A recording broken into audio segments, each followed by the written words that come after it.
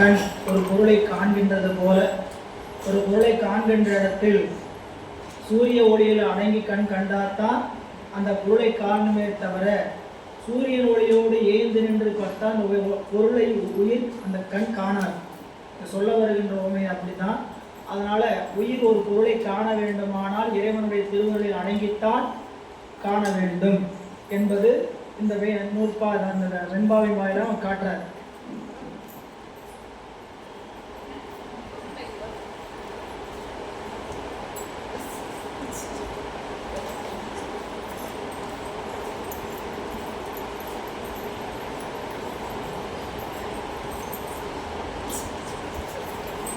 நூற்றி 50வது பக்கம். இதன் பொருள் வெய்யோன் ஒளியில் ஒடுங்கி விளங்காது வெய்யோன் ஆகாத மீன் போல. வெய்யோன் சூரியன். நட்சத்திரங்கள் ஒளியுடனேவனவாய் விளங்கி தோன்றும் பொழுது சூரிய ஒளியின் வேறாய் விளங்கி தோன்றாமலும் சூரியனே ஆகாமலும் அச்சூரியன் ஒளியில் அடங்கி விளங்கி தோன்றுமாறு போல. சூரியன் ஒளியினால தான் நட்சத்திரம் ஒளி பெறுகிறது. இந்த நட்சத்திரம் சூரியனுடைய ஒளியோட அதிகமாக இருக்கிறதுக்கு வாய்ப்பு இல்லை. சூரியனை போல நட்சத்திரமும் ஒளிருமே தவிர சூரியனை போன்று ஒளிராது. சூரியனை போல அப்படின்னு சூரியன் ஒளிர மாதிரி நட்சத்திரம் ஒளிரும். ஆனால் சூரியனுடைய ஒளி அளவுக்கு நட்சத்திரம் ஒளிராது. அதுதான் இந்த ஓமை. நட்சத்திரங்கள் ஒளியுடனவாய் விளங்கி தோன்றும் பொழுது சூரியன் ஒளியில் விளங்கி வேறாய் விளங்கி தோன்றாமலும். சூரியன் இருக்கும், நட்சத்திரம் இருக்குன்னு வச்சுக்கங்க. இப்போ நட்சத்திரம் இருக்கும்போது சூரியன் இருக்கும்போது நட்சத்திரம் இருந்தால் என்ன ஆகும்? நட்சத்திரம் தெரியாது, அந்த ஒளியில் அடங்கித்தான் தோன்றும். எனவே சூரியன் ஆகாமலும் அச்சூரியன் ஒளியில் அடங்கி விளங்கி தோன்றுமாறு போல கண்டு கேட்டு உண்டு உயிர்த்து உற்றறியும் ஐம்புலனை உடனாய் மெய்யவனை கண்டு. இது ஒரு நமக்கு குறள். கண்டு கேட்டு உண்டு உயிர்த்து உற்றறியும் ஐம்புலனும் ஒன்றொடி கண்ணீர் உள. அப்படியே 5 பொறிகள் வழியாக வருகின்ற உயிர் கண்டும் கேட்டும் உண்டும் முகந்தும் தீண்டியும் அறியப்படும் ஐவகை விடயங்களை மெய்ப்பொருளாகிய இறைவனால் உணரும் பொழுது உடனாய் மன்னுதல் இறைவனும் வேறு ஆகுதலும் ஒன்றாதலுமின்றி அவ்விரண்டிற்கும் பொதுவாய் இறைவனில் அடங்கி இறைவனோடு உடனாய் நிலை பெற்றும் இருக்கும் என்பதை அறிவாயாக. அதாவது முதல்வன் உணர்த்த உயிர் உணருங்கால் அவ்வுயிர் முதலின் வேறாய் நின்று உணருமோ ஒன்றாய் நின்று உணருமோ? இறைவன் எடுத்து உணர்த்துறார். இப்போ நமக்கு ஒரு பொருளை ஒருத்தர் உணர்த்தணும்னா எப்படி உணர்த்தணும்? வேறாய் நின்று தான் உணர்த்தணும். சரிங்களா? நமக்கு ஒரு பாடம் நடத்தணும், ஆசிரியர் நடத்துறாருன்னா வேறாய் நின்று தான் அவர் உணர்த்தணும். அப்போ ஒரு உயிர் ஒரு பொருளை உணரும் கால் அந்த பொருளின் வேறாய் நின்று உணருமோ ஒன்றாய் நின்று உணருமான்னு கேட்டீங்கன்னா உலக பொருளை உணரும் காலத்தில் இந்த உயிர் அந்த பொருளோடு வேறாய் நின்று தான் உணர முடியும். அதுபோல ஒரு உயிரை இறைவனை உணரும் பொழுது என்ன ஆக முடியாது? வேறாய் நின்று உணர முடியும். அந்த பொருளோடு நின்று தான் உணர முடியும். அப்படி உணரும் பொழுதும் அந்த திருவருளில் அடங்கி நின்று தான் உணர முடியுமே தவிர தான் அந்த திருவருளினுடைய ஞாபகத்துக்கு விளங்கி தோன்றாம பெரிதாய் அறிகின்ற ஆற்றல் அந்த உயிரிடத்துல இல்லை. என்று சொல்ல வர செய்தி வெய்யோன் ஒளியில் ஒடுங்கி, அதான் சொல்ற, வெய்யோன் ஒளியில் ஒடுங்கி விளங்காது வெய்யோன் ஆகாத மீன் போல. அதாவது வெய்யோன் சூரியன் ஒளியில அடங்கி விளங்காது எதுங்க? நட்சத்திரங்கள் விளங்கி தோன்றாது வெய்யோன் ஆகாத மீன் போல. அந்த நட்சத்திரமும் சூரியன் எதுக்கு ஓமைன்னு கேட்டீங்கன்னா நட்சத்திரம் ஆன்மாவினுடைய அறிவுக்கு, சூரியன் உயிரினுடைய அறிவு. உயிரினுடைய அறிவு எப்படிப்பட்ட அறிவு? பேரறிவு. உயிரினுடைய அறிவு சிற்றறிவு, சிவத்தினுடைய அறிவு பேரறிவு. எனவே பேரறிவுல நின்று சிற்றறிவு அடங்கித்தான் காணும். உலக எடுத்துக்காட்ட சொல்லணும்னா நல்ல விளங்கி தோன்ற அறிவைத்தான், விளங்கி தோன்ற ஓமைத்தான் சொல்லியிருக்கிறார் சூரியன். சரிங்களா? நம்மளுக்கு சூரியனோட இன்னும் எளிமையாக நமக்கு புரிஞ்சுக்கணும்னா ஒளி, அதாவது ஒரு ஃபோக்கஸ் லைட். இந்த ஃபோக்கஸ் லைட் என்னன்னு கேட்டிங்கன்னா ஃபோக்கஸ் லைட் மேலே வச்சுக்கிட்டு கீழே நின்னா பொருள் தெரியும். சரிங்களா? பொருளுக்கு தெரியும். ஃபோக்கஸ் லைட் முகத்துக்கு நேரம் அடிக்கணும்னு வச்சுக்கணும், எதுக்காப்புல இருக்கிற பொருள் தெரியாது. அப்போது கண் ஒளியுடைய பொருள் தான். இந்த ஒளியில் அடங்கி நின்றுக்கான ஒரு பொருளை காணும். அந்த பொருளோட எதிர்த்து கதை சமமாக நின்னா அதை காணும் இல்லை. அப்போ உயிரினுடைய அறிவு இறைவனுடைய அறிவில் சமமாக நின்று ஒரு பொருளை அனுபவிப்பதில்லை, அடங்கித்தான் அனுபவிக்கும். இது வரைக்கும் முக்தியிலும் அதுதான் நிலை. அதனால சைவ சித்தாந்தம் எல்லாருக்கும் போய் வந்து எல்லாரும் ஏற்புடையதாக அமைய முடியாத காரணம் என்னன்னு கேட்டிங்கன்னா, என்னையா எப்போ பார்த்தாலும் அடிமைன்னே சொல்லிட்டு இருக்கிறீங்க உங்கள் சைவ சித்தாந்தம். சரிங்களா? முதல்ல கருவிகளோட அடிமைன்னு சொன்னீங்க, அப்பையும் உயிருக்கு இறைவனுக்கு அடிமைன்னு தான் சொல்கிறீங்க. கருவிகளெல்லாம் விட்டாச்சு, இப்பயும் சிவம் ஆன்மாவுக்கு அடிமைன்னு தான் சொல்கிறீங்களா அப்படின்னு கேட்டிங்கன்னா, அந்த அடிமையாக இருப்பதே உயர்ந்த நிலை. உயிரினிடத்தில் அறிவு, உயிரினுடைய அறிவு இறைவனிடத்தில் அடங்கி நிற்பது, அடிமையாக இருப்பது உயர்ந்த நிலை. ஒரு கற்றவனிடத்துல ஒருவன் போய் கல்வி கற்பதற்கு அடங்கி நிற்பது என்பது இழிவு நிலை அல்ல. சொல்றாரு இல்லைங்களா? கல்வி கற்பவர் எப்படி போய் நிற்கணும் அப்படின்னு சொல்லும் பொழுது, கற்றாரும் இல்லார்போல் ஏக்கற்று. வறியவனிடத்துல போய் ஒரு செல்வத்துக்காக நிற்கணும்னா, ஒரு வறியவன் உயர்ந்த செல்வந்தனத்துல போய் நிற்கணும். அப்படி நிற்கணும், செல்வம் இல்லை இறந்துதான் நிற்கணும். சரிங்களா? செல்வம் இல்லை என்ன ரொம்ப இல்லாத நிலையா, அவனுக்கு தேவைப்படுது, அதுக்கு கல்விக்கு வைக்கிறார். சரிங்களா? ஒரு பொருள் ஒருவன் வந்து ஒரு கல்வியை போய் ஒரு இடத்துல கற்க வேண்டும் என்றால் இறந்து கற்க வேண்டும், உவந்து கற்க வேண்டும். இங்கே அப்படி வெய்யோன் ஒளி என்று சொல்லி இதை அடங்கின்று தான் காணி காட்டுறார். இனி அடுத்தது, அப்படி காணுகின்ற உயிர் இறைவனோடு ஒன்றி நின்று உயிர்கள் உணர்வதற்கு. சரி, இப்போ நீங்கள் இந்த உயிர் இறைவனோடு ஒன்றி காணுன்னு சொல்கிறீங்களே, அப்போ ஒரு பொருளை அறிகின்ற இடத்துல அந்த உயிரை அறிகின்ற இறைவனும் அறிவிக்கின்ற இறைவனும் விகாரி ஆவானோ அப்படிங்கிறதுக்கு அடுத்த செயல். இறைவன் நம்மை போல ஒவ்வொரு பொருளோடு கலக்கும்போது விகாரி ஆவானா? இப்போ நம்ம ஆவானா அவன் எப்படி இறைவன் ஆவான்?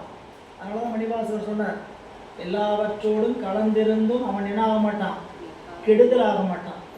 எல்லாவற்றோடு கலந்திருந்தால் அவன் கெடுதல் ஆவதில்லை. வான்கெட்டு மாறுதம் மாய்ந்த அடல் நீர் மண்கெடினும் தான் கெட்டலின்றி சலிப்பறியா தன்மை.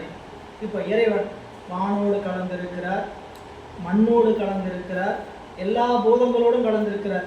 இந்த பூதங்களோடு கலந்திருக்கிறதுனால அந்த பூதத்தினுடைய தன்மையோ அந்த விகாரப்படுவதோ தான் ஆகுவானா? காவ மாட்டான்.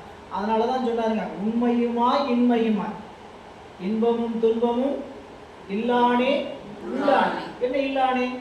தனக்கென அவன் எதோட கலந்திருந்தாலும் அவனுக்கு இன்பமும் கிடையாது, துன்பமும் கிடையாது. உயிர்கள் பொருட்டு அந்த உயிர்களுக்கு அறிவிப்பதற்காக அந்த இன்பத்தையும் துன்பத்தையும் தானும் அந்த இடத்துல அறிகிறான். அறிகிறான்னு தான் சொல்லணுமே தவிர அனுபவிக்கிறான்னு சொல்லிடக்கூடாது. இறைவன் உயிர்களுக்காக இன்பத்தை அறிகிறான், இறைவன் உயிர்களுக்காக துன்பத்தை அறிகிறான். துன்பத்தை அறிவது வேறு, இன்பத்தை அறிவது வேறு, இன்பத்தையும் துன்பத்தையும் உணர்வது வேறு. சரிங்களா? அறிவதான அவனுடைய அறிவு பாதிக்காது. இன்பத்தை அறிவதனாலேயோ துன்பத்தை அறிவதனாலே அவனுடைய அறிவு பாதிக்காது. அதான் அடுத்த செய்யுள். அருள் உண்டாம் ஈசற்கு அது சக்தி, அன்றே அருளும் அவனன்றி இல்லை, அருளின்றி அவனன்றே இல்லை, அருட்கண்ணார் கண்ணுக்கு இரவி போல் நிற்கும் அரண் என்று. பாடல கீழே பொருள் பாருங்க. அருள் ஈசற்கு அன்றே உண்டாம். பாடல் எப்படி பொருள் செய்யணும் கேட்டீங்கன்னா, அன்றே ஈசற்கு அருள் உண்டாம். அன்றே ஈசற்கு அருள். உயிர்களுக்கு அனாதியே கூடியிருந்த ஆணவ மலத்தின் தடையால் ஏற்பட்ட பசுத்தன்மையை நீக்கி பிரிப்பின்றி இருக்கும் சிவமாயின் தன்மை விளக்க வேண்டும் என்ற இரக்கம் இறைவனுக்கு அனாதியே உள்ளது. நாம மலங்களோடு கூடி துன்பப்படுகின்றோம் என்று கருதி அந்த துன்பத்தை இறைவன் நீக்க வேண்டும் என்பதற்காக இறைவன் நம்மோடு எப்போ கலந்திருக்கிறார்? அனாதியே கலந்து. அப்படி கலந்திருக்கக்கூடிய அவனுடைய அந்த கலப்பெண்ணுன்னு கேட்டால் அதுக்கு பேர் என்ன கேட்டால் கருணை. இதான் சொல்றேன், அது சக்தி. பாட்டு அந்த பொருளை படிக்கும்போது எப்படி படிக்கணும் பாருங்க. உயிர்கட்கு அனாதியே கூடியிருந்த ஆணவ மலத்தின் தடையால் ஏற்பட்ட பசுத்தன்மையை நீக்கி பிரிப்பின்றி இருக்கும் சிவமாம் தன்மையை விளக்க வேண்டும் என்ற இரக்கம் இறைவனுக்கு அனாதியே உள்ளது. அந்த இரக்கம் இறைவனை விட வேறு பொருள் அன்று. இறைவனுக்கு உலகாகிய வல்லமையாகிய சக்தி. சரிங்களா? இப்போ நீங்கள் அந்த இடத்துல எழுத வேண்டியது என்னன்னு கேட்டீங்கன்னா, உயிருக்கு அனாதியே கூடியிருந்த ஆணவ மலத்தின் தடையால் ஏற்பட்ட பசுத்தன்மை துன்பம். இந்த பசுத்தன்மை என்பது என்னங்க? துன்பம். துன்பத்தை நீக்கி பிரிப்பின்றி நிற்கும் சிவமாம் தன்மையை, சிவமாம் தன்மை என்பது என்னதுங்க? இன்பம். இன்பத்தை விளக்க வேண்டும் என்ற இரக்கம் இறைவனுக்கு அனாதியே உள்ளது, அது சக்தி. அந்த இரக்கம் இறைவனை விட வேறு பொருள் அன்று. இறைவனுக்கு உள்ளதாகிய வல்லமையே சக்தியாகும். அருளும் அவனன்றி இல்லை, அவன் அருளன்று இல்லை. இரக்க குணமும் இறைவனும் குணியும் குணமும் குணியும் ஆதலால் அந்த இரக்கமும் இறைவனை இன்றி தனித்து நில்லாது, இறைவனும் அந்த இரக்கத்தை இன்றி தனித்து நில்லாதவன் ஆகின்றான். இதெல்லாம் உங்களுக்கு தனித்தனியாக விளக்க வேண்டியதே இல்லை. சக்தி இல்லாமல் சிவம் இல்லை, சிவம் இல்லாமல் சக்தி. நீங்கள் சக்தி எப்படி பார்க்கணும்னு கேட்டிங்கன்னா உருவமாக பார்க்கக்கூடாது. இறைவனுடைய உருவம் அவனுடைய ஆற்றல், அவனுடைய செயல் சக்தி கருணை இல்லை. அவனுடைய ஆற்றல் சிவம், அவனுடைய கருணை சக்தி இல்லை. இது வடிவமாக பார்க்கும்போது என்ன ஆகுது? கோயில் திருக்கோயிலில் பார்க்கும்போது அம்பாள் வடிவம், சிவலிங்க திருமேனி, நடராஜர் உருவம், சிவகாமி அம்மன் தனித்தனியாக பார்த்து பழகி இருக்கிறோம். இது என்னன்னு கேட்டிங்கன்னா இறைவன் வல்லமை ஆற்றல் சிவமாக இருக்கிறது. அந்த வல்லமையை நம்ம இடத்துல கொண்டு வந்து சேர்த்துக்கிற இரக்கமாக இருப்பது அவனுடைய சக்தி இல்லை. இப்போ நான் என்னிடத்துலேருந்து ஒரு வேலையை செய்கிறேன் சரிங்களா? இந்த வேலையை செய்வதற்கு என்னுடைய இருக்கக்கூடிய சக்தி தான் அதுக்கு காரணம். இப்போ இந்த சக்தி நானும் வேற. எங்களோட ஒரு வேலையை கொடுக்குறாங்க, அதே வேலையை உங்களோட கொடுக்குறாங்க. அந்த வேலையை நீங்கள் எப்படி செய்வீங்க? சிறப்பாக செய்வீங்க. நான் அதை விட குறைவாக செய்வேன். ஏன் செய்கிறேன்? என்னிடத்தில் இருக்கக்கூடிய சக்தி. 2 பேருக்கு ஒரே வேலையை தானே கொடுத்துருக்குறாங்க. 2 பேருக்கு ஒரே வேலையை தானே கொடுத்தாங்க. செய்யலாம். என்ன வேலை? முடியாத வேலை, தெரியாத வேலை, தெரிஞ்ச வேலை தான். 2 பேருக்கு தெரிஞ்ச வேலை தான். ஆனால் 2 பேருக்கு தெரிஞ்ச வேலையை ஒரே மாதிரி கொடுத்தாலும் நம்மளால் என்ன பண்ண முடியாது? சரியாக செய்ய முடியாது. ஏன்? என்னிடத்தில் இருக்கக்கூடிய சக்தி வேறு. அந்த சக்தி என்பது இப்போ நம்ம புரிஞ்சுக்கணும். சக்தி இறக்கமாக வச்சுக்கின்னு வச்சுருக்கேன். உங்கள்கிட்ட ஒரு புத்தகம் கொடுத்தேன் சரிங்களா? இந்த புத்தகம் பயன்படுறதுக்கு கொடுங்க அப்படின்னு உங்களுக்கு கொடுத்துட்டேன். என்னிடத்துல 100 புத்தகம் இருக்குது. இந்த 100 புத்தகத்தையும் நான் யாருக்கு அடுத்தவங்களுக்காக கொடுக்கணும்னு நினைக்கிறேன்னு வச்சுக்கோங்க. நீங்கள் 100 புத்தகத்தையும் எல்லாத்தையும் கொடுத்துட்டீங்க. நான் 50 மட்டும் வச்சுக்கோங்க. 50 மட்டும் கொடுப்போம். நமக்கு வேணும், இதுக்காக தேவைப்படும், அப்படி வச்சுக்கிறோம். அப்படின்னா எனக்கு இறக்கம் அவ்வளோதான். செய்தி செயல் ஒன்றே தான். என்னதுங்க? எல்லாத்துக்கும் போய் சேரணும் அப்படிங்கிற செயல் இறைவன் நினைக்கிறாரு. அந்த இறைவனுடைய நினைப்பு சக்தியாக வெளியேனாவதுங்க எல்லாத்துக்கும் போய் செலுத்துது இல்லை? அவருக்கு கூட செலுத்துறார், எல்லாத்துக்கும் கூட செலுத்துறார். அவனுடைய இறக்கத்தில் மாறுபாடே கிடையாது. சரி, அதைத்தான் அங்கே சொல்றார். அருளின்றி அவன் இல்லை, அவனின்றி அருளும் இல்லை. அருட்கண்ணார் கண்ணுக்கு இறைவி போல் ஏய்ந்து நிற்கும் அரண். இது எப்போ தெரியும் நமக்கு அப்படின்னு கேட்டீங்கன்னா, சூரியனுடைய ஒளி கண்ணில் இருக்கக்கூடிய படலம் நீங்குகின்ற காலத்து தெளிவாக தெரியும். அதுபோல இறைவனுடைய திருவருள் எப்போ நமக்கு தெரியும் கேட்டீங்கன்னா, நாம் அறிவில் இருக்கக்கூடிய அறியாமையாகிய படலம் நீங்கும் போது தெரியும். நம் அறிவு தான் கண்ணு, அறியாமைங்கிற ஆணவ மலம்தான் படலம். அதுக்குள்ளே இருக்க சிவம் தான் இந்த துணை செய்து கொண்டு இருக்கிறதுன்னு தெரியாது. எது வரைக்கும்? அறியாமையாகிய மலம் இருக்கிற வரைக்கும். கண்ணில் படலம் இருக்கிற வரைக்கும் எனக்கு தெரியலைங்களே, எனக்கு ஒன்றும் சிவபெருமானுடைய சக்தி வேறு சிவம் வேறுன்னு தனித்தனியாக தெரியலைங்களே, எனக்கு ஒன்றும் புரிய மாட்டேங்குது. நம்ம அறிவில் என்ன இருக்குதுன்னா ஆணவ மனம் அறியாமை இருக்கிறது. அறியாமை நீங்கிருந்த போது எந்த செயல் செய்தாலும் அது சிவத்தினுடைய சக்தி தான் செய்கிறது. சிவம் சிவம் சிவம் சிவம்னு அறிவு போயிடும், என்ன போயிடும், அப்படி போய் நின்றோம் அப்படின்னு இந்த பாட்டில் நமக்கு வைக்கிறார். இனி அடுத்த பாடல் நிறைவு. இனி இந்த பாடலுக்குரிய விரிவில் படித்துக் கொள்ளுங்க. 152வது பக்கத்தில் இந்த கண் வேறு விதமாய் விகாரப்படுவதை அந்த பற்றி மட்டும் கொஞ்சம் படிச்சுங்க. மற்றதில் வீட்டில் வாய்ப்பு இருந்தால் படிங்க. 152வது பக்கம் 2வது பற்றி கண் வேறு வேறு விதமாய் அறிந்து விகாரப்படுவது போல அப்படின்னு ஒரு முறை படிச்சுங்க. இனி 153வது பக்கம் இந்த நூற்பாவின் தொகைப்பொருள். அப்படியே ஒன்று ஒன்றா படிங்க. எதை சொன்னால் எதை சொல்லலைன்னு அப்படி ஒரு இதை பார்த்துருவோம். யாரோ ஒருத்தர் படிச்சிங்கன்னா செய்தி உள்ள எல்லாரும் வாங்கி அந்த செய்தியை நம்ம சிந்திச்சிட்டோமான்னு பார்த்துடலாங்க.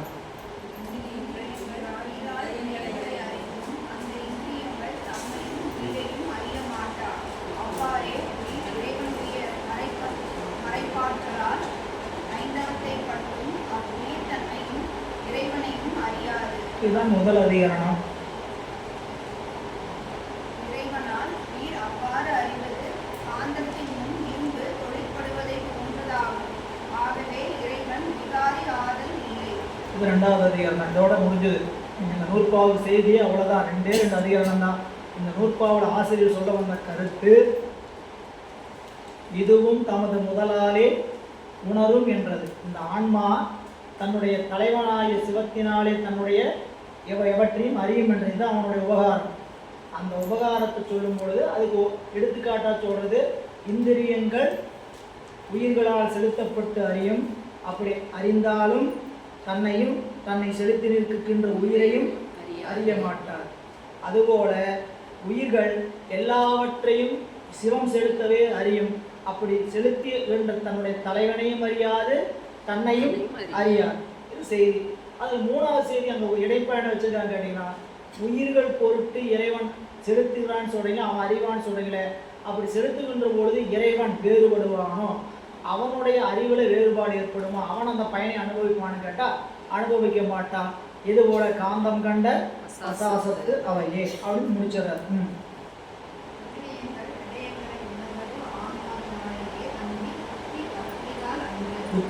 புத்தி தத்துவத்தினால்.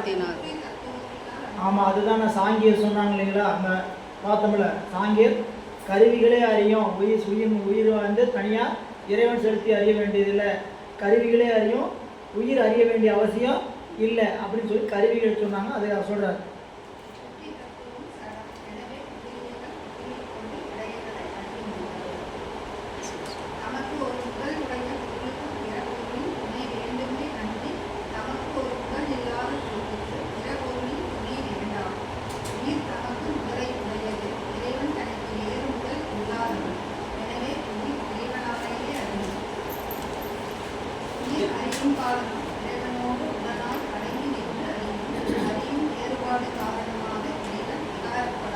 கடைசியா பார்த்ததுங்க, உயிர் அறிகின்ற காலத்துல எப்படி அறியும்?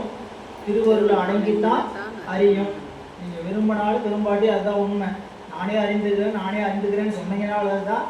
இல்லை அறிந்து இல்லை சாமி தான் அறிவிக்கிறார் அப்படின்னு அறிந்து நின்னீங்கனாலும் இறைவன் அறிவிக்கவே உயிர் அறியும். எந்த நிலையில்?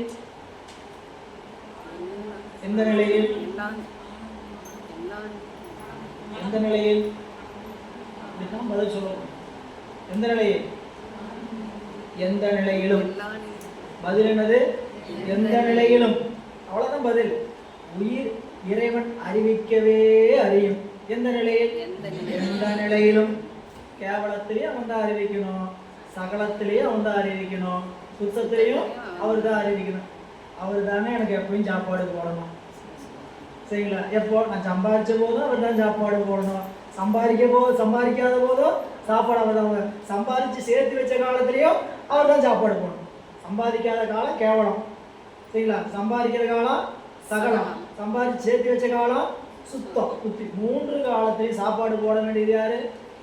இறைவன் தான். சாப்பாடு உலக வழக்கில் சொன்னீங்கன்னா இங்கே வச்சுக்கிட்டீங்கன்னா, இனி இந்த நூற்பாவில் பாச உண்மை திரோதான சக்தியின் வாயிலாக நமக்கு காட்டுற.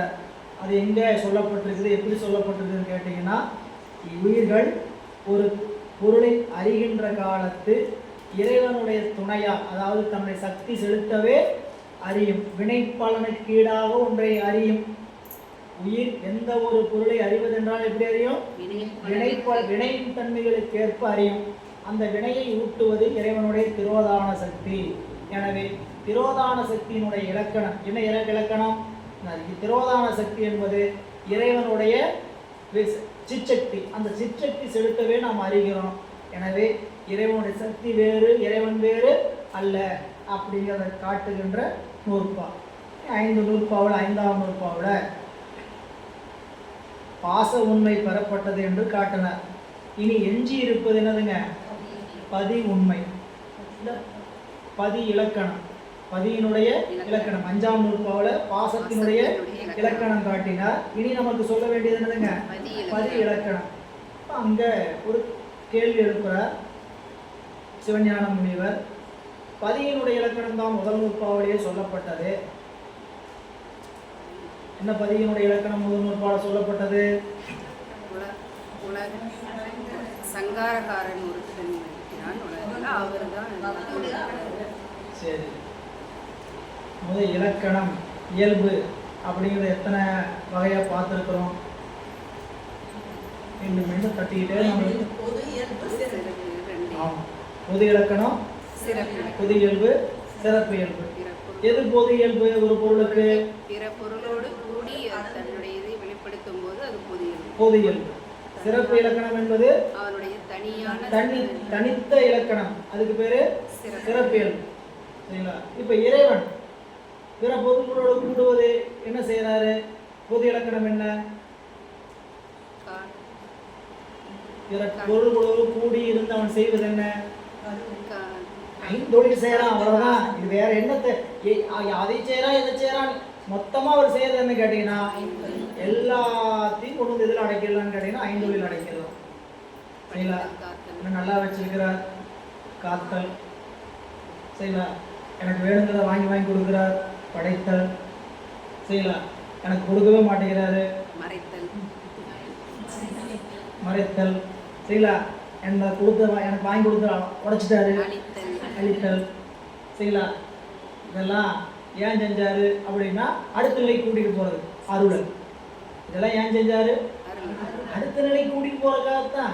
சரிங்களா? வீட்டில் ஒரு செயல் நடந்து தூக்கி போட்டு உடைச்சிட்டாரு, அழித்தல் நடந்துருச்சு. சரிங்களா? அழித்தல் நடந்தா என்ன? மறுபடியும் அடுத்த செயல்பட இல்லையா? அது இல்லாமல் இல்லையா? அழித்தல் அந்த வீட்டில் நடந்தது. அதுக்கு என்ன காரணம் கேட்டீங்கன்னா அடுத்த கட்டத்துக்கு வேற எதாவது நடக்க போகுது. சரிங்களா? வீட்டை இடிச்சாச்சு, எதுக்காக? புதுசா கட்டுறதுக்காக. அதனாலதான் திருவருள், எல்லாமே திருவருளால். அப்ப அதற்கு அந்த பெருமான் செய்ய தொழில் என்ன? ஐந்தொழில். ஐந்தொழில் என்பது பிற பொருள்களோடு கூடி செய்கின்ற செயல். அது அவனுக்கு பொது இயல்பு. முதல் நூற்பாளர் அதைத்தானே சொல்லியிருக்கிறார். முதல் நூற்பாளர் படைத்தும் காத்தும் அழித்தும் சொன்னார் இல்லைங்களா? தோற்றிய திதியே ஒதுங்கி மலத்துளதாம் அவை மூவினைமையின். மூவினைமைனா படைத்தல், காத்தல், அழித்தல் என்று சொல்லக்கூடிய தோன்றி நின்று ஒடுங்குதல். அப்படி அவன் செய்யறான் அப்படின்னு சொல்லி படித்தார். அப்போ இலக்கணம், அவனுடைய இலக்கணம் முதல் நூற்பாவிலே பொதுவாக சொல்லிட்டார். அங்கே படிக்கும்போது படித்தோம், ஏங்க முதல் நூற்பாவில் இருப்பதான சொல்லணும், எதுக்கு இலக்கணத்தை சொன்னார்? குற்றம் இல்லையா? உண்மையை சொல்ல வேண்டிய இடத்துல இதுக்கு இலக்கணம் சொன்னார் அப்படின்னு கேட்டால் சொல்லும்போது ஏய்வு பற்றி சொல்ல வேண்டியதாகிடுச்சு. சரிங்களா? இப்போ நீங்கள் வந்தோம், பக்கத்து வீட்டில் ஒருத்தரை பார்த்து கூப்பிட்டுட்டு இருந்தோம், விழாவுக்கு வாங்கன்னு சொல்லி. வெளியே வந்தோம், பக்கத்தில் ஒருத்தர் தெரிஞ்சார். சரிங்களா? அவருக்கும் கூப்பிட்டு அழைப்பு வச்சாச்சு. ஏன் வச்சுங்க? இங்கே வந்தாச்சு, அவருக்கும் வச்சாச்சு. அப்படி அது மாதிரி இந்த முதல் நூற்பா சொல்லும்போது ஏய்வு என்னாச்சுன்னு கேட்டிங்கன்னா இறைவன் இந்த உயிர்கள் முத்தொழிலா அந்த உயிர்கள் மூன்று நிலையில் நிற்கும். தோண்டி நின்று அழியும். அப்படி தோண்டி நின்று அழியும் சொன்னால் அப்படி சொல்லும் பொழுது அப்படி செய்கிறவன் எப்படிப்பட்டவன் சொல்ல வேண்டியதுனால என்ன சொன்னாங்க? இறைவன் உலகத்தை ஐந்தொழில் படுத்துகிறார் அப்படின்னு சொன்னார். அப்போ பொது இலக்கணம் முதல் நூற்பாலே சொல்லிட்டார். இனி சொல்றது சிறப்பு இலக்கணம் சொல்கிறார். அப்படி சொல்வது சரியா அப்படின்னு சொன்ன சரி அப்படிங்கிறது தான் இங்கே பதில் சொல்றார். முன்னை நூற்பாவில் இறுதி அதிகரணத்தில் எண்ணான் சிவன் அசத்தை என்றும் அசத்து அவன் முன் சூனியம் போடுவதாம் என்னும் கூறினமையால் முன்னர் 5 நூற்பாக்களிலும் கூறப்பட்ட பொருள்களுள் யாது சத்து யாது அசத்து எனும் ஐயம் நிகழ்தலின் அவ்வையத்தை நீக்குவதற்கு 6ஆம் நூற்பா கூறுகின்றார். 5 நூற்பா படித்திருக்கிறோம். இந்த 5 நூற்பாவில் எது சத்து பொருள் எது அசத்து பொருள் நமக்கு தெரிந்ததா? என்னெல்லாம் சொல்லிட்டு வந்தீங்க? முதல் நூற்பாவில் இறைவன் உண்டு, 2ஆம் நூற்பாவில் பாசம் உண்டு, 3ஆம் நூற்பாவில் பசு உண்டு, 4ஆம் நூற்பாவில் பசு இயல்பு, 6ஆம் நூற்பாவில் பாசத்தினுடைய இயல்பு சொன்னீங்களே. இதில் என்னென்ன பொருள்லாம் என்னென்ன தன்மை உடையது? நிலையான பொருள் எதுங்க, நிலையில்லாத பொருள் எதுங்க அப்படின்னு சொல்வதற்கு கேள்வி எழுவதனால அது எப்படி கடைசி அதிகாரம் போன மேலை நூற்பாவில் எண்ணான் சிவன் அசத்தை, சிவபெருமான் என்ன பண்ண மாட்டார்? அசத்தை என்ன மாட்டார்? உலக பொருள் சடப்பொருள் என்ன பண்ண மாட்டார்? அவரு அனுபவிக்க மாட்டார். என்னதுங்க? அனுபவிக்க இறைவன் உலகப் பொருளை அப்படிதான் படிச்சோம். என்னான் சிவன் சொன்ன சிவன் கண்ணா சிவன். என்னான் சிவனுக்கு என்ன சொன்னாரு?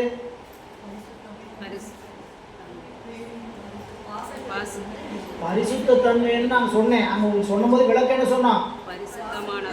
இயல்பாகவே பாசங்களிலிருந்து நீங்கி நிற்பேன் அப்படின்னு சொன்னா அவன் அப்படி சொல்றது அவன் அப்படிப்பட்ட பொருள். என்னான் சிவன் அசத்தைன்னு சொன்னீங்கன்னா சிவபெருமான் அசத்த, அதாவது பாசங்களை நீங்கி நிற்பான், பாசங்களோடு கூடி இருக்க மாட்டான்னு சொன்னா அவன் சத்து பொருள்னு சொன்னான். என்னான் சிவன் அசத்தை என்று சொன்னா அவன் சத்தா? அப்ப அசத்த அவன் என்ன மாட்டான்னா வேற யார் என்னவா? அடுத்த கேள்வி, என்னான் சிவன் அசத்தை அப்படின்னு சொன்னா இறைவன் உலகப் பொருளை அனுபவிக்க மாட்டான். என்னான் அசத்தை என்ன அர்த்தம்? இறைவன் உலகப் பொருளை அனுபவிக்க மாட்டான். அவன் அனுபவிக்க மாட்டானா யார் அனுபவிப்பார்கள்? 3 பேர், மொத்தம் 3 கூட்டம். சரிங்களா? இறைவன் அனுபவிக்க மாட்டான். மிச்சம் 2 பேர் யாரா இருக்கிறா? உலகம், ஆன்மா, உயிர்கள். இது 2ல யார் அனுபவிப்பாங்க? சடம் அனுபவிக்காது. அனுபவிக்க கூடியவன் உயிர் தான். அப்ப இந்த இடத்துல எது சத்து எது அசத்து? ஏன் இறைவன் அனுபவிக்க மாட்டான்? ஏன் ஒரே உயிர் தான் அனுபவிக்கணும்? ஏன் உயிர்கள் இந்த அசத்தை அனுபவிக்கணுங்கிறதுக்கான காரணத்தை எல்லாம் முன்னை நூற்பாவில் இறுதி அதிகரணத்தில் என்னான் சிவன் அசத்தை என்றும் அசத்து அவன் முன் சூனியம் போல்வதாம் என்று கூறியதனால் இறைவனை சத்துன்னு சொன்னீங்க, பாசத்தை அசத்துன்னு சொன்னீங்க. அப்ப எது சத்து எது அசத்துன்னு வரையறை பண்றார். 5 நூற்பாக்கள்ல சொல்லப்பட்ட பதியை பற்றி படித்தோம், பாசத்தை பற்றி படித்தோம், பசுவை பற்றி படித்தோம். இப்படி படிக்கிறது எதுக்கு அப்படின்னு கேட்டால் இதில் நிலையுடைய பொருள் எது நிலையில்லாத பொருள் எதுன்ட்டு வரையறை பண்ணுற. இப்போ நம்ம படித்த வரைக்குமே நம்மளுக்கு தெரியும். நிலையுடைய பொருள் சிவம், நிலையில்லாத பொருள் பாசங்கள் உலகம் அப்படின்னு நல்லாவே தெரியும். ஆனால் அதில் என்ன வரையறை பண்ணுறாருன்னு தான் நூற்பா. சரி, நாம் ஒரு மாதிரி கற்பனை பண்ணிகிட்டு இருப்போம். சரி, அந்த உலகம் நிலை இல்லாது, உலக நிலை இல்லாது. நம்மகிட்ட கேட்குறாங்க, இந்த உலக நிலை இல்லாததா? உலக நிலை இல்லாதுன்னு சொல்கிறாங்க. இந்த உலக நிலை இல்லாததா? நிலை இல்லாதுன்னு என்ன அர்த்தம்? இருக்கக்கூடாது இல்லை. கண்ணுக்கு தெரிய காரிய உலகமாகிய உலகம்தான் நிலையில்லாதே தவிர சரிங்களா, அதனுடைய காரணம் நிலையுடையது. இதுதான் சைவ சித்தாந்தம் சொல்ற நுணுக்கம். சரிங்களா, மற்றவங்கள என்ன சொல்றாங்க கேட்டீங்கன்னா இருக்கிற பொருள் இருக்கிற மாதிரியே தான் இருக்கும், அது எப்படி இல்லாமல் போகும்? இந்த உலகம் அப்படியே தான் இருக்கும், அது எப்படி இல்லாமல் போகும் அப்படின்னு கேள்வி கேட்குறாங்க. இல்லாமல் போகாததுக்கு அதை சொல்றதுக்கான காரணம் என்ன கேட்டால், காரணத்தில் ஒடுங்கி காரியத்தில் இல்லாமல் போகும். காரிய உலகமாகிய உலகம் தோன்றி மீண்டும் காரணத்தில் போய் ஒடுங்கும். அதை நமக்கு இந்த நூற்பா வாயிலாக சத்து பொருள் எது அசத்து பொருள் என்று வரையறை செய்கிற 6ஆம் நூற்பாவில் உணர்வுரு அசத்து எனின் உணராது இன்மையின் இருதிறன் அல்லது சிவசத்தாம் என 2 வகையில் இசைக்கும் மண்ணுலகே என்பது சூத்திரம். சூத்திரத்தினுடைய கருத்துரை சத்தும் அசத்தும் வரையறை செய்து உணர்த்துதல் முதலிற்று. பாருங்க, இந்த நூற்பாவினுடைய பொருள் 155வது பக்கம்.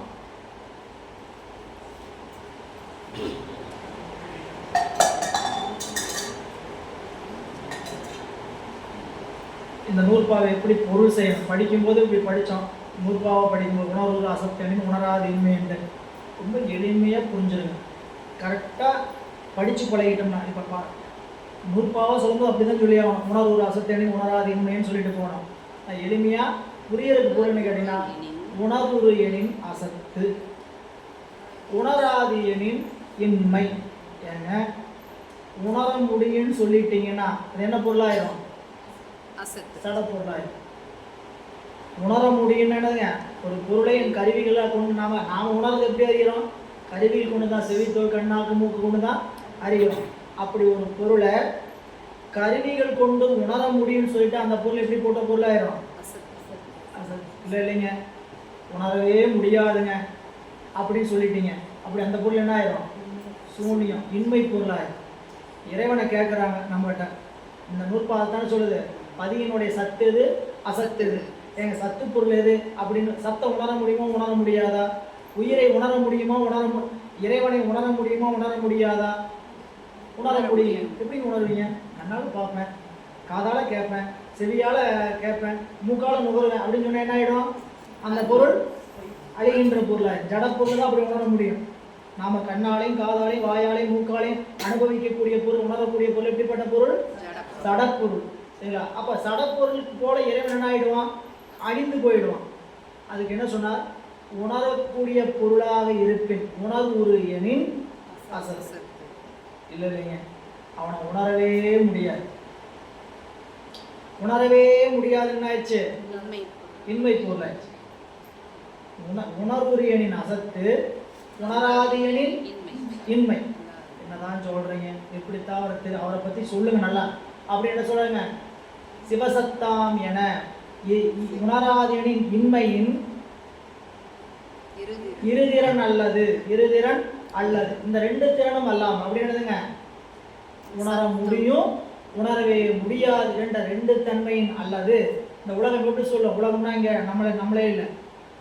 தத்துவ நூலாளர்கள் என்ன சொல்லுவான்னு கேட்டீங்கன்னா, இரண்டு வகையின் இசை இருதிறன் அல்லது சிவசத்தாம் என இரண்டு வகையில் இசைக்கும் மண்ணுலகு. சிவசத்தாம் அப்படின்னு என்ன கேட்டீங்கன்னா, சிவமாகிய சத்து. அது என்னங்க ஒரு அப்படிங்கிறது தான் அங்கே சொல்றார். நூற்பாவின் பொருள் பாருங்க.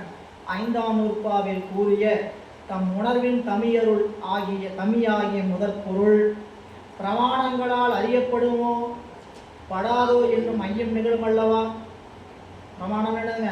அளவைகளால் இறைவனை அறிய முடியுமோ அறிய முடியும். அதாவது 5ஆம் நூற்பாவில் கூறிய தம் உணர்வின் தமியருள் உயிர் கூட்டங்களினுடைய முதல்வனாக இருக்கக்கூடிய அந்த முதற் பொருள் பிரமாணங்களால் அறியப்படுமோ படாதோ என்னும் ஐயம் நிகழும் அல்லவா?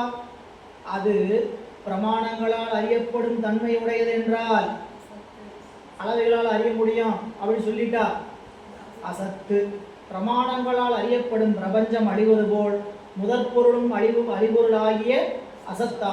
இல்லை இப்படி வேண்டாம், இப்படி வச்சுக்குவோம்.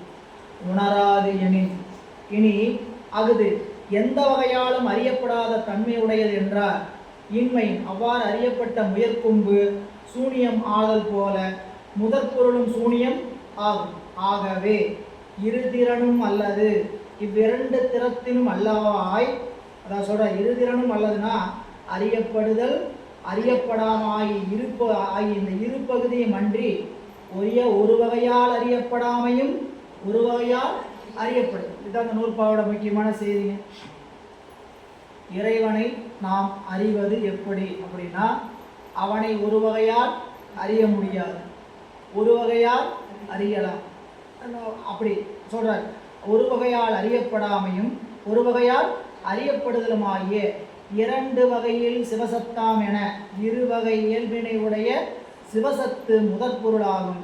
இசைக்கும் மண்ணுலகை உண்மை அறிவில் நிலைபெற்ற உயர்ந்தோர் ஒருவர். இந்த நூற்பாவில் என்ன கருத்து சொல்ல வரார்? சத்தும் அசத்தும் வரையறை செய்கிறார். இப்போ கருத்துரையினுடைய பொருளை பாருங்க.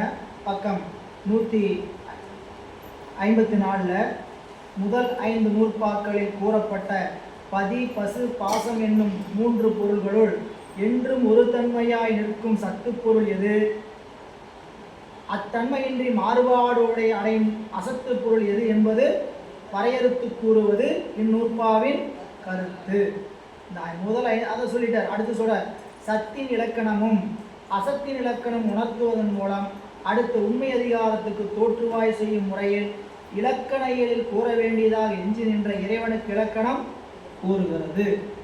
2ஆம் நூற்பாவில் உயிர்களோடு ஒன்றாய் வேறாய் உடனாய் இறைவன் நிற்கும் பொது இயல்பு கூறி இந்நூற்பாவில் இறைவன் சித்து சத்தாய் இருப்பு சிறப்பு இலக்கணம் கூறுகிறார் என்று தெரிந்து கொள்க.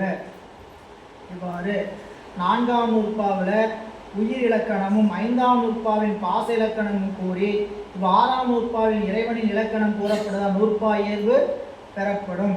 இப்போ இந்த நூற்பாவில் செய்தி தெரிந்து கொள்ள வேண்டிய முக்கியமான செய்தி என்ன கேட்டீங்கன்னா, நூற்பாவுடைய முதல் பகுதி உணர முடியும்னா இறைவன் எப்படிப்பட்ட பொருளாயிடுவார்? அசத்து பொருளாயிடும். உணரவே முடியாதுன்னு சொன்னால் இல்லாத பொருளாயிடுவார், இன்மை பொருளாயிடுவார். அப்போ உணர முடியும், உணர முடியாது. எப்படி உணர முடியும்? ஒருவாற்றால் உணர முடியும், ஒருவாற்றால் ஒரு வாற்றால் உணர முடியாத செய்தி என்னன்னு கேட்டீங்கன்னா, பசு பாச ஞானங்களால் இறைவனை உணரவே முடியாது. எப்படி உணர முடியும்னு கேட்டீங்கன்னா, பதிஞானத்தினால் மட்டுமே உணர முடியும். அவ்வளோதாங்க நூற்பாவுடைய கருத்து. 6ஆம் நூற்பா முடிஞ்சதுன்னு வச்சுக்கோங்க. 6ஆம் நூற்பா செய்தி என்ன கேட்டால், இறைவனை நாம் அறிய வேண்டுமானால் பசு ஞானத்தாலோ பாசஞானங்களாலோ அறிய முடியாது. பசு ஞானம் என்றால் நான் அறிந்து விடுவேன், என்னால் அறிய முடியும் அப்படிங்கிற பிரம்மங்கிற நினைப்போடு அறிந்தீங்கன்னா அறிய முடியாது. இல்லை என்னுடைய கண்ணால் பார்த்துருவேன், என்னுடைய வாயால் அவரை தெரிஞ்சுக்குவேன் அப்படின்னு தெரிஞ்சா இது செவி தோல் கண்ணாக்கு மூக்குங்கிற கருவிகளால் நமக்கு உயிருக்கு வர்ற ஞானம் அறிவுக்கு பேரு செவி தோல் கண் நாக்கு மூக்கு வழியாக உயிருக்கு வர அறிவுக்கு பேரு பாச அறிவு, பாச ஞானம். உயிர் நானே அறிகின்ற அறிவுக்கு பேரு பசு அறிவு, பசு ஞானம். இல்லை இப்போ ஏங்க அவர் காட்டினா நமக்கு அவர் சொன்னால் நம்ம புரிஞ்சுக்கணும்னா, நான் என் அறிவு இருக்கனால தான் புரிஞ்சுக்கிட்டேன். அவங்க சொன்னாங்க செவியினால் பாருங்க, நீங்கள் நல்லா கேட்டங்காட்டி தான் புரிஞ்சுக்கிட்டேன். நான் கொஞ்சம் பாடம் முடித்தோம் சரிங்களா, சாப்பிட்டு போது பேசுகிறாங்க, 2 பேர் பேசிக்கிறாங்க, புரிஞ்சுதா? நல்லா புரிஞ்சுது. எப்படி நீங்கள் நான் நல்லா கேட்டேன், நல்லா காது கொடுத்து கேட்டேன் அப்படின்னு என்னாச்சு, நான் அறிகிறேன், என்னால் முடியுது அப்படின்னு சொல்கிறோம் சரிங்களா? இல்லை இன்னைக்கு ஒரு திருவருள் என்னைக்கு இல்லாத திருநாளா, இன்னைக்கு என்னமோ எல்லாமே எனக்கு விளங்குச்சு அப்படின்னு என்ன திருவருள் அறிவிக்கிறது. திருவருள் அறிவிக்கிறதுனால அறிவதற்கு பேர் பதிஞானம். நானே அறிகிறேன் என்பது பசுஞானம், கருவிகளால் அறிகிறேன் என்பது பாசஞானம். அதுதான் இங்கே சொல்ல வர செய்தி. ஒரு வகையால் அறிதலும் ஒரு வகையால் அறியப்படாமை என்பது பசு பாச ஞானத்துக்கு எட்டாதவன். ஒரு வகையால் அறியப்படுவது என்பது பதிஞானத்துக்கு அகப்படுவான். தான் நம்மளுக்கு திருத்தொண்டர் புராணத்தில் முதல் பாடலே அதுதான். உலகெல்லாம் உணர்ந்து ஓதற்கு அறியவன் அவன். உலகெல்லாம் உயிர்கள் எல்லாம் உணர்வதற்கும் ஓதற்கும் அறிவன். உணர்தல் என்பது ஆன்மாவினுடைய அறிவு, ஓதுதல் என்பது பாசஞானம், கருவிகள். வாக்காலேயோ உடம்பாலேயோ கருவிகளால் அணிய முடியாதுங்கிறதான என்னதுங்க பாசஞானம். அதை சொல்றதுக்கு என்ன சொல்றாங்க, வாக்குக்கு எட்டாதவன். உணர்தல் மனத்தின் தொழில், அங்க மனம் என்பது ஆன்மா, ஆன்மாவினுடைய அறிவினால். உயிர்கள் எல்லாம் மனம்ங்கிற பசுஞானத்தினாலேயோ வாக்குங்கிற பாசஞானத்தாலேயோ அறிவதற்கு அறியவன். உலகெல்லாம் உணர்ந்து ஓதற்கு அறியவன். எப்படி அறிய முடியும்? நிலவுலாவிய நீர்வேணியன், அழகில் சோதியன், அம்பலத்து ஆடுவான், மலர் சிலம்படி வாழ்த்தி வணங்கும். அப்படின்னு என்னன்னு கேட்டா, அவன் இறங்கி நமக்கு அவனே காட்டினாலுடைய நம்மளால என்ன முடியாது, காட்ட முடியாது, அறிய முடியாது. அவன் இறங்கி காட்டுறதுக்கு பேர் தான் அங்கே பதிஞானம். பதிஞானம்ங்கிறது என்னன்னு கேட்டிங்கன்னா, இறைவனை நம் அறிவில் அறிவது. எப்படி அறிஞ்ச? அவனை அறிவிக்க அறிஞ்சேன் சரிங்களா? இன்னைக்கு எப்படி என் பாட்டில் இவ்வளோ செய்தி இருந்தது அப்படின்னு கேட்டால், அவன் அறிவிக்கிறான், நான் அறிகிறோம், அவ்வளோதான் சரிங்களா? அப்போ இங்கே திருவருள் நமக்கு அறிவிக்கிற உபகாரத்தை செய்கிறது. அப்படி அறிவிக்கின்ற அந்த அறிவு கொண்டு நாம் அறிந்த, அதனால தான் சொன்னார், அவனருளே கண்ணாக காணி நல்லான். அவனருளே கண்ணா. நீங்கள் எந்த இடத்துலையும் தான் செய்கிறேங்கிற முனைப்போட நாயன்மார்கள் நிற்கலை. அவங்க செய்த செயல் எல்லாமே அவனருளை கொண்டே கண்டார்கள். நீங்கள் இம்பிரான் சிறுத்தொண்ட நாயனாருடைய வரலாறு கேட்டோம் சரிங்களா? பெருமான் வருகிறார், வேடத்தோடு வருகிறார் சரிங்களா? பைராகி வேடத்தோட மாவிரத கோலத்தோடு வருகிறார். வரலாறுலாம் உங்களுக்கு தெரியும். உணவெல்லாம் சமைச்சாச்சு, இலையில போட்டாச்சு, பரிமாறியாச்சு. இவர் வர சொல்கிறார், இன்னொரு சிவனடியார் இல்லாமல் துணை இல்லாமல் சாப்பிட்ற வழக்கம் இல்லை, யாரோ ஒரு சிவனடியார் இருந்தால் கூட்டிகிட்டு வரும். காலையிலேருந்து சிவனடியார் கிடைக்காமத்தான் இத்தனை செய்திகளுக்கு ஒத்துக்கிட்டார். என்னென்னலாம் கேட்டாரோ அப்படி செஞ்சு வச்சுட்டார். இலையில படைக்கப்பட்டது. இவர் உட்காந்துட்டார், அவருக்கு எல்லா கறியும் வச்சாச்சு, உணவு போட்டாச்சு. ஏப்பா கூட யாராவது சிவனடியார் இருந்தால் சாப்பிட்லாம், அழைத்து வரவும் நினைக்கிறார். சிவனடியார் கிடைக்காம தானே இப்படி செஞ்சோம் இல்லை? இவர் சொன்னதுக்காக என்ன பண்ணாரு, வெளியே போய் தேடுற மாதிரி ஒரு பாசாங்கு செய்தார். மறுபடியும் யாராவது கிடைக்கிறாங்களா பார்க்கலாம். யாரும் கிடைக்கல. உள்ள வந்த சாமி, இகத்தும் பரத்தும் இனியாரை காணேன். இகத்தும் பரத்தும், இங்கேயும் ஆழமான பொருள். வெளிப்படையா பார்த்தீங்கன்னா இங்கேயும் எங்கேயும் இனியவரை காணும். இனி யாரையும் காணேன். நான் சகத்தில் திருநீரிட்டார்கள் கண்டு நானும் திருநீரிட்டு இருக்கிறேன். எல்லாரும் திருநீர் பூசுறாங்கன்ட்டு நானும் பூசி இருக்கிறேன். நான் உங்களோட உட்காந்து சாப்பிடலாமா? என்ன சிவனடியாரை ஏற்றுக்கிறீங்களா? நான் எவ்வளோ நாளாக தொண்டு அவர் உட்கா கேட்ட உடனே நானும் சிவனடியார் தாங்க உட்காந்துறேங்க அப்படின்னு உட்காந்தாரா? நீ சிவனடியாரை கூப்பிட்டு வைப்பா, யாரோ ஒரு அடியார் இல்லாமல் உட்காந்து சாப்பிட்ற வழக்கலைன்னா, நாம இவ்வளோ நாளாக தொண்டு செஞ்சுட்டு இருக்கிறோம், நானும் சிவனடியார் தான், படாத உட்காந்துறேன் அப்படி உட்காந்தாரா? வெளியே போனார், தேடினார், வந்து யாரும் கிடைக்கலைங்க சாமி, நானும் சிவனடியாருன்னு கூட சொல்லலை. என்ன சொன்னார்? சகத்தில் எல்லோரும் திருநீரிட்டார் கண்டதை கண்டு யானும் பூசி இருக்கிறேன். என்னை ஏற்றுக்கிறீங்களா உட்கார்றதுக்கு? உன்னை போல யாரியா சிவனடியார் உட்காரியா அப்படின்னார். இல்லை, அப்போ அவர் என்ன முனைப்போட இல்லை, நான் தன்னுடைய முனைப்போட நான் அடியாருங்கிற நினைப்போட நான் இவ்வளோ நாளாக பண்ணி அப்படிலாம் இல்லை. அவர் என்ன பண்ணார்? அந்த அருளில் அடங்கி நிற்கிறார். சரிங்களா? அப்படி இருக்கிறவங்க தான் அங்கே இறைவன் காட்சி கொடுத்தார். அவருக்கு என்ன அங்கே என்ன நீங்கிருச்சு? நான்கிற எனதுங்கிற முதல்ல எனதுங்கிற முனைப்பு நீங்கிருச்சு. எனதுங்கிற முனைப்பு எப்படி நீங்கிச்சு? குழந்தையை வெட்டி கொடுத்தாச்சு இல்லை, எனது குழந்தை எனது பையங்கிற நினைப்பு அவருக்கு என்ன ஆயிடுச்சு? போயிடுச்சு. எனது மனைவிங்கிற நினைப்பு போனங்காட்டி தான் ஏற்பகை நாயனர் கொடுத்தார். எனதுங்கிற முனைப்பு போனதுக்கு அப்புறம் என்ன இருக்கும்? யானுங்கிறது இருக்கும். இல்லை, யானுங்கிறது போறதுக்கு தான் என்ன காமிச்சாரு? நான் ஒரு அப்படிப்பட்ட ஆள் இல்லை, நான் ஒரு சாதாரண நான் உட்காரலாம் அப்படின்னு எனதுங்கிற முனைப்பு போய் யானுங்கிற முனைப்பு போயிடுச்சு. சாமி என்ன பண்ணிட்டாரு? காட்சி கொடுத்தாரு. பார்த்தாச்சு. இறைவனுடைய அருள் காட்சி அங்கே கிடைக்கப்படும். சாமி சரவணத்தானோடு வந்து தோன்றினார். நானும் அம்மையும் மட்டும் வரல, பிள்ளைக்கறி வெட்டி கொடுத்தனால சோமாஸ்கந்தரா வந்துட்டார். சாமி சரவணத்தானோடு காட்சி கொடுத்தார். அப்போ அந்த தன்முனைப்பு நீங்காத வரைக்கும் அந்த காட்சி கூடாது. அப்போ இறைவனுடைய அருளால் காணணும். அதுதான் பதிஞானம். இங்கே சொல்கிற செய்தி அதுதான். இந்த நூற்பா 2 அதிகரணங்களை உடையது. மற்ற பகுதியெல்லாம் கொடுத்துருக்குறாங்க. எல்லாம் ஏற்கனவே நம்ம திரும்ப திரும்ப சொன்ன செய்தி தான். இந்த இடத்துல சொல்ல வேண்டிய செய்திகள் தான். அதனால் என்ன பண்ணியிருக்காங்கன்னு கேட்டிங்கன்னா 156 157 இந்த சத்து, சடசத்து, சிவசத்து, சதசத்து இந்த 3 வார்த்தையும் கூட தெரிஞ்சுக்கங்க. இறைவன் சிவசத்து, உயிர்கள் சதசத்து, பாசம் சடசத்து. உயிர் இறைவன் சிவசத்து அப்படின்னாங்க, என்றும் இன்ப வடிவாக இருக்கக்கூடிய சத்து. உயிர்கள் சதசத்து, சத்தும் அசத்தும் அப்படின்னாங்க, சத்தோடு கூடிய வழி. அது அடுத்த நூறு போல விரிவா. பாசம் சத்து தான். அது எப்படிப்பட்ட சத்து? ஜடசத்து. அது ஜடசத்து. உயிர்கள் சதசத்து, சிவம் சிவசத்து.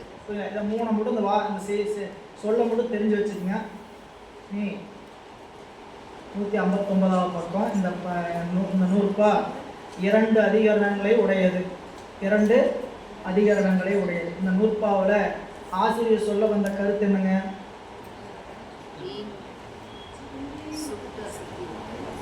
அறிவினால் அறியப்பட்ட சுட்டு அசத்து. இந்த நூற்பாவில் ஆசிரியர் சொல்ல வந்த கருத்து என்ன? உணர்வுறு எனின் அசத்து, உணராதெனின் இன்மையின் இரு திறன் அல்லது சிவசத்தாம் என 2 வகையில் இசைக்கும் மண்ணுலகு என்னும் சூத்திரம். ஆசிரியர் சொல்ல வந்த கருத்து சத்தும் அசத்தும் வரையறை செய்து உணர்த்துதல் முதலிற்று. அப்படி சத்தெது அசத்தெது என்று சொல்லி புரிய வைக்கிறதுக்காக இந்த நூற்பாவை 2 கூறுகளாக பிரித்திருக்கிறார். 2 அதிகரணங்களாக. அதிகரணம் என்றால் நிலைக்களம். எதற்கு நிலைக்களம்? ஆசிரியர் சொல்ல வந்த கருத்திற்கு நிலைக்களம். அப்படி ஆசிரியர் இந்த நூற்பாவினுடைய கருத்தாகிய சத்தும் அசத்தும் எது சத்து எது அசத்து என்று நிறுவுவதற்கு இந்த நூற்பாவை 2ஆ வகுத்து நமக்கு காட்டுறார். முதல் அதிகரணம் உணர்வுரை எனின் அசத்து, உணராதது இன்மை. 2வது அதிகரணம் இரு திறன் அல்லது சிவசத்தாம் என 2 வகையில் இசைக்கும் மண்ணுலகு. இதுல 6ஆம் நூற்பா முதல் அதிகரணம் சுட்டறிவினால் அறியப்படும் பொருள். இந்த முதல் நூற்பாவிலே நாம் விளங்கி படிச்சிருக்கிறோம். இதெல்லாம் விரிக்க வேண்டியதே கிடையாது. சரிங்களா? எதையெல்லாம் சுட்டி எறிகிறோமோ அதெல்லாம் எப்படிப்பட்ட பொருள்? சடப்பொருள். அது நம்ம அப்படி படிக்கல. எப்படி படித்தோம்? இந்த உலகம் புத்தொழில் பொருள். இந்த உலகம் தோன்றி நின்று அழி. தோன்றி நின்று அழிங்கிறதுக்கான ஏதுக்கள் என்ன? என்ன கண்டிஷன்ஸ்? ஒருவரால் சுட்டி அறியப்படும். அப்புறம் 3 காரணம். சரிங்களா?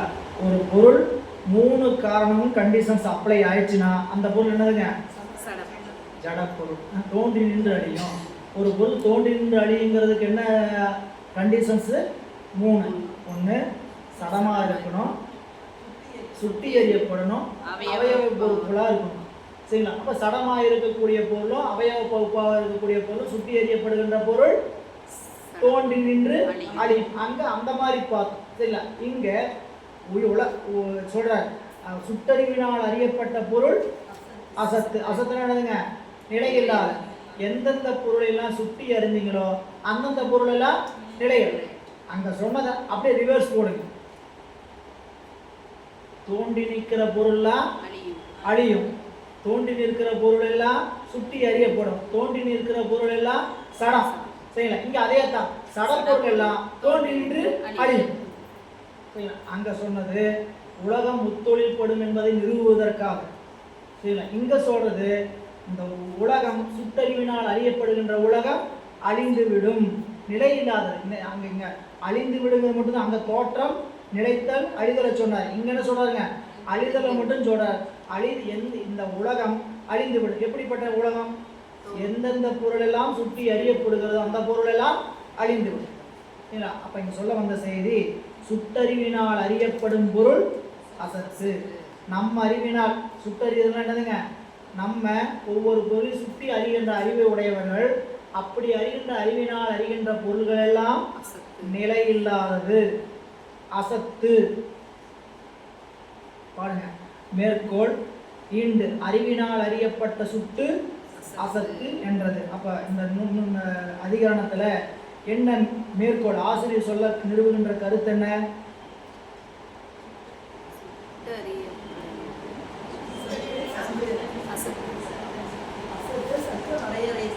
அது நூற்பாவுடைய கருத்து. இந்த அதிகரணத்துல ஆசிரியர் சொல்ல வருகின்ற கருத்து என்ன? அதாவது எதை நிறுவ வர்றார்? சுட்டறிவினால் அறியப்படும் பொருள் அசத்து. செய்யலாம். அத ஐயம் என்ன நிகழ்கிறது? அறிவினால் அறிந்தது எப்படி அசத்தாகும்? தடை இருக்கிற பொருள் தானே அறியறேன், அது எப்படி இல்லாத பொருளாகும்? நிலை இல்லாத பொருளாகும்.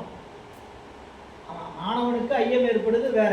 தடை என்னன்னு கேட்டீங்கன்னா இது எப்படி இல்லாத பொருளாகும்? நிலை இல்லாத பொருளாகும். அப்ப என்னன்னு கேட்டீங்கன்னா பொருள் எனப்படுவன எல்லாம், பொருள் எனப்படுவன எல்லாம் உள்ளனவே ஆதலின் சத்தேயம். தடை பாருங்க, தார்க்கீகர் சாங்கியர் 2 பேர் தடை எழுப்புறாங்க. 2 பேர் தடைக்கும் ஒரே பதில் இந்த இந்த அதிகாரணத்துல. பொருள்கள் எனப்படுவன எல்லாம் உள்ளனவே யாதலின் சத்தேயம், உயிர்களால் அறியப்படுகின்ற உலகம் சத்தேயாம் என சாங்கியரும் கூறுவர். அவர் கூற்றை மறுத்தற்கு இந்த அதிகரணம் என்ன சொல்றாங்க? பொருள் என்று சொன்னீங்கன்னாவே அந்த பொருள் எல்லாமே எப்படிப்பட்டது? உள்ளனதான, இருக்கிற பொருள் தானே. அந்த பொருளை நீங்க எப்படி அசத்துன்னு சொல்லலாம்? சத்து தான். இந்த புத்தகம் சத்தா இல்லையா? சத்துன்னு என்னதுங்க? நிலையுடையது. சரிங்களா? அவங்க நிலையுடையதுன்னு எடுத்துக்கல, உள்பொருள் எடுத்துக்கிட்டாங்க. அவங்க சத்துங்களுக்கு என்ன எடுத்துக்கிட்டாங்க? உள்பொருள். இந்த பொருள் என்று சொன்னாவே அது என்ன பொருள்? இருக்கிறதுனால தானே அதை பற்றி பேசுறீங்க. இல்லாத பொருளை பற்றி எப்படி பேசுறீங்க? அது உள்பொருளேயா அப்படின்னு சொல்லி சாங்கியர் அதனால உயிர்களால் அறியப்படுகின்ற உலகம், உயிர்களால் அறியப்படுகின்ற உலகம் சத்தேயாம் என சாங்கியர் கூறுவார். அவர் கூற்றை மறுத்ததற்கு ஈண்டு அறிவினால் அறியப்பட்ட சுட்டு, அறிவினால் அந்த அறியப்பட்டங்கிற வார்த்தை தான் இங்க ரொம்ப முக்கியம். சரிங்களா? அறிவினால் அறியப்படுதல் வேறு, அறிவினால் உணரப்படுதல் வேறு. அறிவினால் இங்க அறியப்பட்டதுன்னு சொன்னவே என்னாச்சு? சுட்டு. அதனாலதான் வள்ளுவர் மெய்யுணர்தல் ஒரு அதிகாரம் வச்சாரு, அறிவுடைமைன்னு ஒரு அதிகாரம் வச்சார். அறிவுடைமை வேறு, மெய்யுணர்தல் வேறு. மெய்யுணர்தல் தத்துவ இடத்துல வச்சிருக்கிறார், இதுலைங்க அருளுடைமையில வச்சிருக்கிறார், அருளுடை அதாவது துறவரத்தில் வச்சிருக்கிறார். அறிவுடைமை எங்கோடு வச்சிருக்கிறாரு? பொருளியல கொண்டு போய் வச்சிருக்கிறார். சரிங்களா? அப்ப அறிவு உணர்தல் என்பது வேறு, மெய்யுணர்தல் என்பது வேறு. அறிவு கருவிகளால் அறிகின்ற அறிவு. நமக்கு அறிவு எப்படி விளங்குது? முதல்ல நமக்கு அறிவு விளங்குவதே அதனால விளங்குது, கருவிகள் கொடுத்தனாலதான் விளங்குது. கண்ணாடி போட்ட உடனால தெரியுது, கழட்டி விட்டா ஒன்றும் தெரிய மாட்டேங்குது. மயமையானு இருக்குதுங்க. ஏதோ கண்ணாடி போட்டவங்களுக்கு தான் தெரியும். எப்படி தெரியுது? அப்படியே கழட்டிட்டா அப்படியே மயமயன்னு தெரியுது. கண்ணாடி போட்டு விட்டா தான் இவங்க வராங்க, எல்லாரும் வராங்க. இல்லாட்டினா பிளாங்கா தெரியுதுங்க. ஒரு இந்த வடிவேல் சொல்ற மாதிரி எனக்கு ஆகும்னா கிளம்பிடுறாங்க தீப்பந்தத்தை பிடிச்சிட்டு.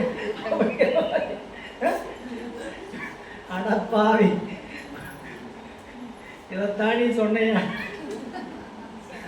அப்படிங்கிற மாதிரி கண்ணாடி மாட்டி விட்டாதான் காட்சியே தெரியுது. அதுபோல நமக்கு அறிவு விளங்குவது எல்லாமே இந்த கருவிகள் இல்லைன்னா அறிவு விளங்கவே விளங்காது.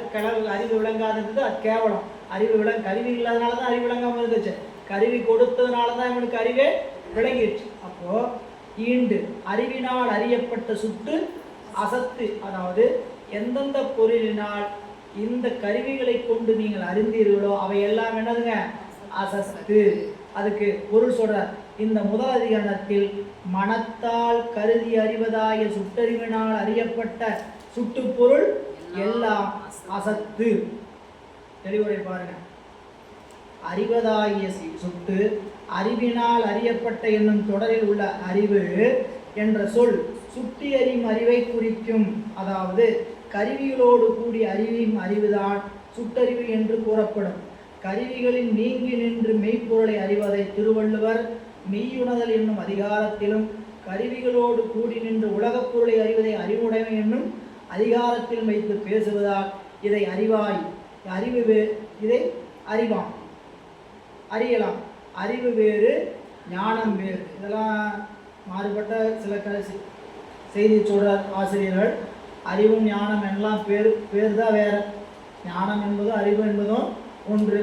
அதை ஞானம் என்பதை சொல்லும் போதே தத்துவ ஞானம்னு சொல்லிடணும். அறிவு என்பதுன்னு சொல்லும் போதே எப்படி வந்தானுங்க? சுட்டறிவு, உலக அறிவுன்னு சொல்லிடணும். உலக அறிவு வேறு, தத்துவ ஞானம் வேறு. அப்படிதான் சொல்ல தவிர அறிவும் ஞானமும் சொல்லால் வேறா இருக்கலாம், பொருளாக என்னதுங்க ஒண்ணுதான். அறிவு என்பது ஞானம் என்பதும் சொல்லுதான் வேறையே தவிர பொருளால் ஒன்று. ஆனா இந்த இடத்துல சொல்ல எப்படி பயன்படுத்துன்னு கேட்டீங்கன்னா, அறிவு என்பது உலக அறிவு, சுட்டறிவு. ஞானம் என்பது தத்துவ ஞானம், அறிவை கடந்து உணர்கின்ற ஞானம். நீ உலகியல் அறிவு, தத்துவ ஞானம் என்னும் தொடர்களில் இருந்து உண்மையை அறியலாம். அறிவினால் அறிவது என்பது ஒரு பொருளை முதலில் அதுவாக சுட்டி காணும் கருவிகளோடு கூடிய அளவை அறிவினை குறிக்கும். இதனை சிவபிரகாசத்துல அறிவினால் அறிந்த யாவும் அசத்தாதல் அறிது. இதுவாக நல்லா அருமையாக கொடுத்துருப்பார். அந்த பாட்டெலாம் நம்ம படிக்கலாம். ஏது இப்போ சொல்கிறீங்களே, அறிவினால் அறிந்த எல்லாமே நிலையில்லாதன்னு சொல்கிறீங்களே, எப்படி சொல்கிறீங்க அப்படின்னு அதுக்கு ஏது சித்தாந்த துணிவு சொல்கிறார்.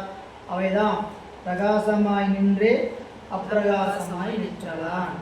என்னங்க இப்போ மறுபடியும் தான் அதே பிரகாசம் தான், அதே அப்பிரகாசம் தான். அங்கே சொன்ன அப்பிரகாசம் பிரகாசமும் வேறு.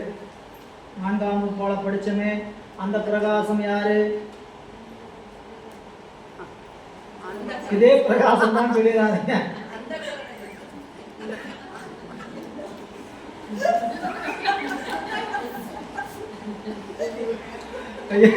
அம்மா சொல்ற மாதிரி இதே பிரகாசம் தான் 4ஆம் வகுப்பு படிச்சது. சரி, இங்க அங்க அங்க பிரகாசம் அப்பிரகாசம் எதை வச்சு சொன்னாருங்க? அதெல்லாம் விளக்கம். அங்க பிரகாசம்னா என்ன சொன்னாரு, அப்பிரகாசம்னா என்ன சொன்னார்? அதுதான் கேள்வி.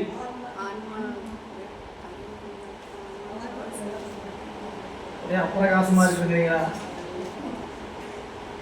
அறிவு விளங்காமையும் அறிவு விளங்குதலும். அதை ரொம்ப முக்கியமா புரிஞ்சுக்கணும் நீங்க. அங்க ஏன்னா அந்த இடத்துல அந்த கரணங்களை நோக்க, அது கருவிகளை நோக்க அந்த கரணம் அறிவுடையது போல தெரியுது, சரிங்களா?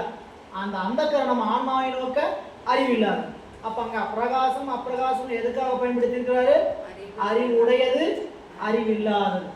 இங்க அதே பிரகாசத்தையும் அப்பிரகாசம் எதுக்காக பயன்படுத்துறான்னு எழுதி இதெல்லாம் அந்தந்த இடத்துல பிரகாசம்னா அங்க அறிவு உடையது, அப்பிரகாசம்னா அறிவு இல்லாததுங்கிற வகையில இந்த சொல்ல பயன்படுத்தி இருக்கிறாரு.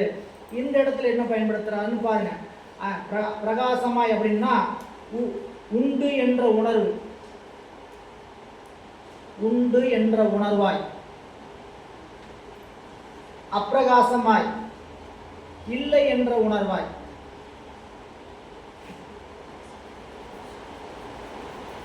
இப்போ நீங்கள் அதே ஏதுவை கீழே இடைவெளியில் எழுதுங்க. எப்படி எழுதுங்க? எப்படி பொருள் செய்கிற மாதிரி எழுதுங்க. அவைதான்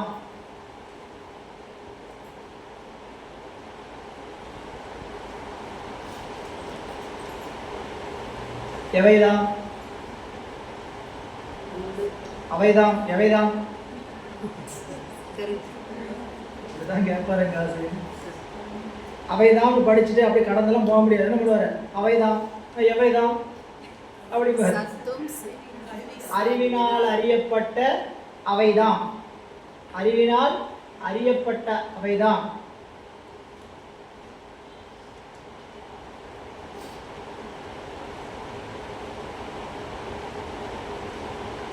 தூளத்தில்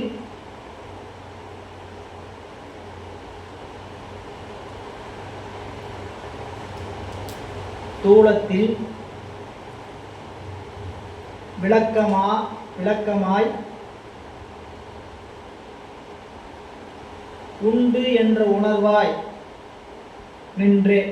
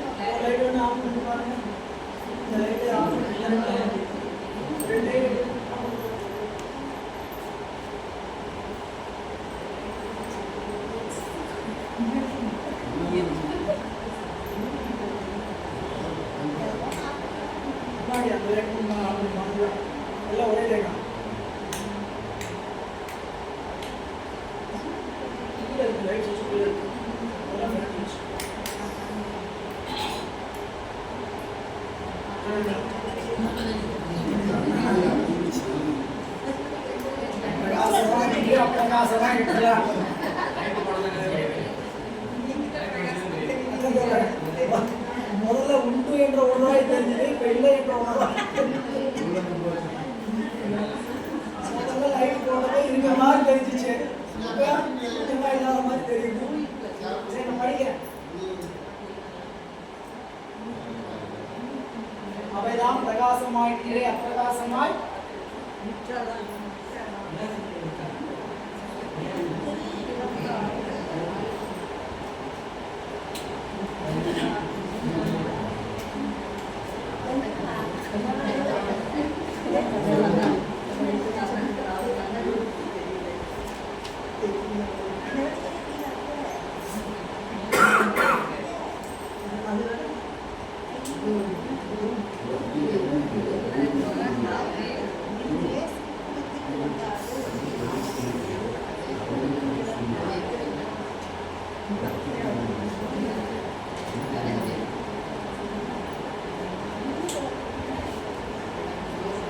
அப்படியே படிக்கிற பாருங்க.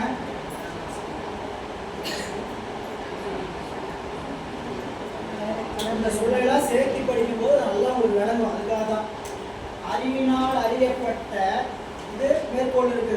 அறிவினால் இதை கொண்டு வந்து பொருள் செய்வதற்கு அறிவினால் அறியப்பட்ட அவைதான் தூரத்தில் விளக்கமாய் உண்டு என்ற உணர்வாய் பிரகாசமாய் நின்று, அதுவே சூக்குமத்தில் விளங்காது இல்லை என்ற உணர்வாய் அப்பிரகாசமாய் நிற்றலாம். எவை? அறிவினால் அறியப்பட்ட அவைதான் என்னங்க தூளத்துல கண்ணுக்கு முன்னாடி அவை என்னாகுதுங்க? அறிவினால் அறியப்பட்ட அவை கண்ணுல தூளமா தெரியும் போது நல்லா விளங்குது. எதுங்க? பிரபஞ்சம். பிரபஞ்சம் நல்லா நம்ம விளக்கமா தோன்றுது. விளக்கமா தோன்றுகின்ற அந்த உணர்வாய் பிரகாசமாய் நின்ற அது சூக்குமத்துல என்ன ஆகுது? ஒடுங்குது. சூக்குமத்துல விளங்காது. நமக்கு என்ன ஆகுது? விளங்காம போய் ஒடுங்கி இருக்கே தவிர இல்லை என்ற உணர்வா ஆயிருக்கே தவிர இல்லாத பொருள் கிடையாது. அவை நிற்றலாம், அப்பிரகாசமாய் நிற்றலாம். அவை எல்லாம் அசத்து. தூளத்தில் விளக்கமாய் உண்டு என்ற உணர்வா இருக்கும், சூக்குமத்துல விளங்காது இல்லை என்ற உணர்வாய் இருக்கும். அப்படிப்பட்ட பொருளை அசத்து என்று சொல்லிடுறாங்க. எதனால் இருந்தது? சுட்டறிவினால் அறியப்பட்ட அவைதான். நம்முடைய அறிவினால் அறிந்த யாவும் என்ன ஆகுங்க? கண்ணுக்கு வெளியே காண்ற மாதிரி தெரியும், விளக்கமா தூளமா. அது சூக்குமத்துல என்ன ஆயிரும்? விளங்காது போய் தோன்றும். இல்லாம போயிடுச்சா? இருக்கு, நம்ம அறிவுக்கு எட்டல. அப்போ சுட்டறிவினால் அறியப்பட்ட காரிய பிரபஞ்சம் தான் இல்லாம போயுமே தவிர அந்த பொருள் உண்மையில் இல்லாது போவதில்லை. அதைத்தான் நம்ம பொருள் இல்லாம அசத்துன்னு சொல்றதே தவிர அசத்துன்னு சொல்றதுக்கு பொருள் இல்லாமையே போய்விடும் என்ற பொருள் அல்ல. நாம நிலையில்லாதுன்னு சொல்றதுக்கு என்ன எடுத்துருக்கோம்னா சூக்குமத்துல நிலைச்சிருக்கோம், தூளத்துல நினைச்சிருக்கோம், சூக்குமத்துல ஒடுங்கி இருக்கு. இதுக்கு பேர் தானுங்க நாம நிலையில்லாதுன்னு சொல்றோன்ட்டு சாங்கியருக்கு பதில். பாடல் பாருங்க.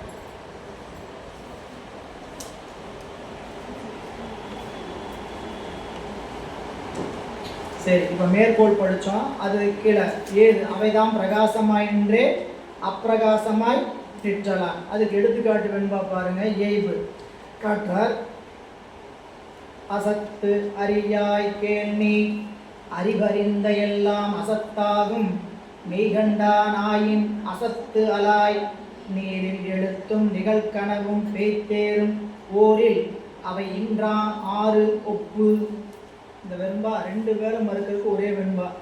தார்க்கீகர் சாங்கியர், தார்க்கீகர் சாங்கியர். முதல்ல தார்க்கீகரை மறுக்கிறார்.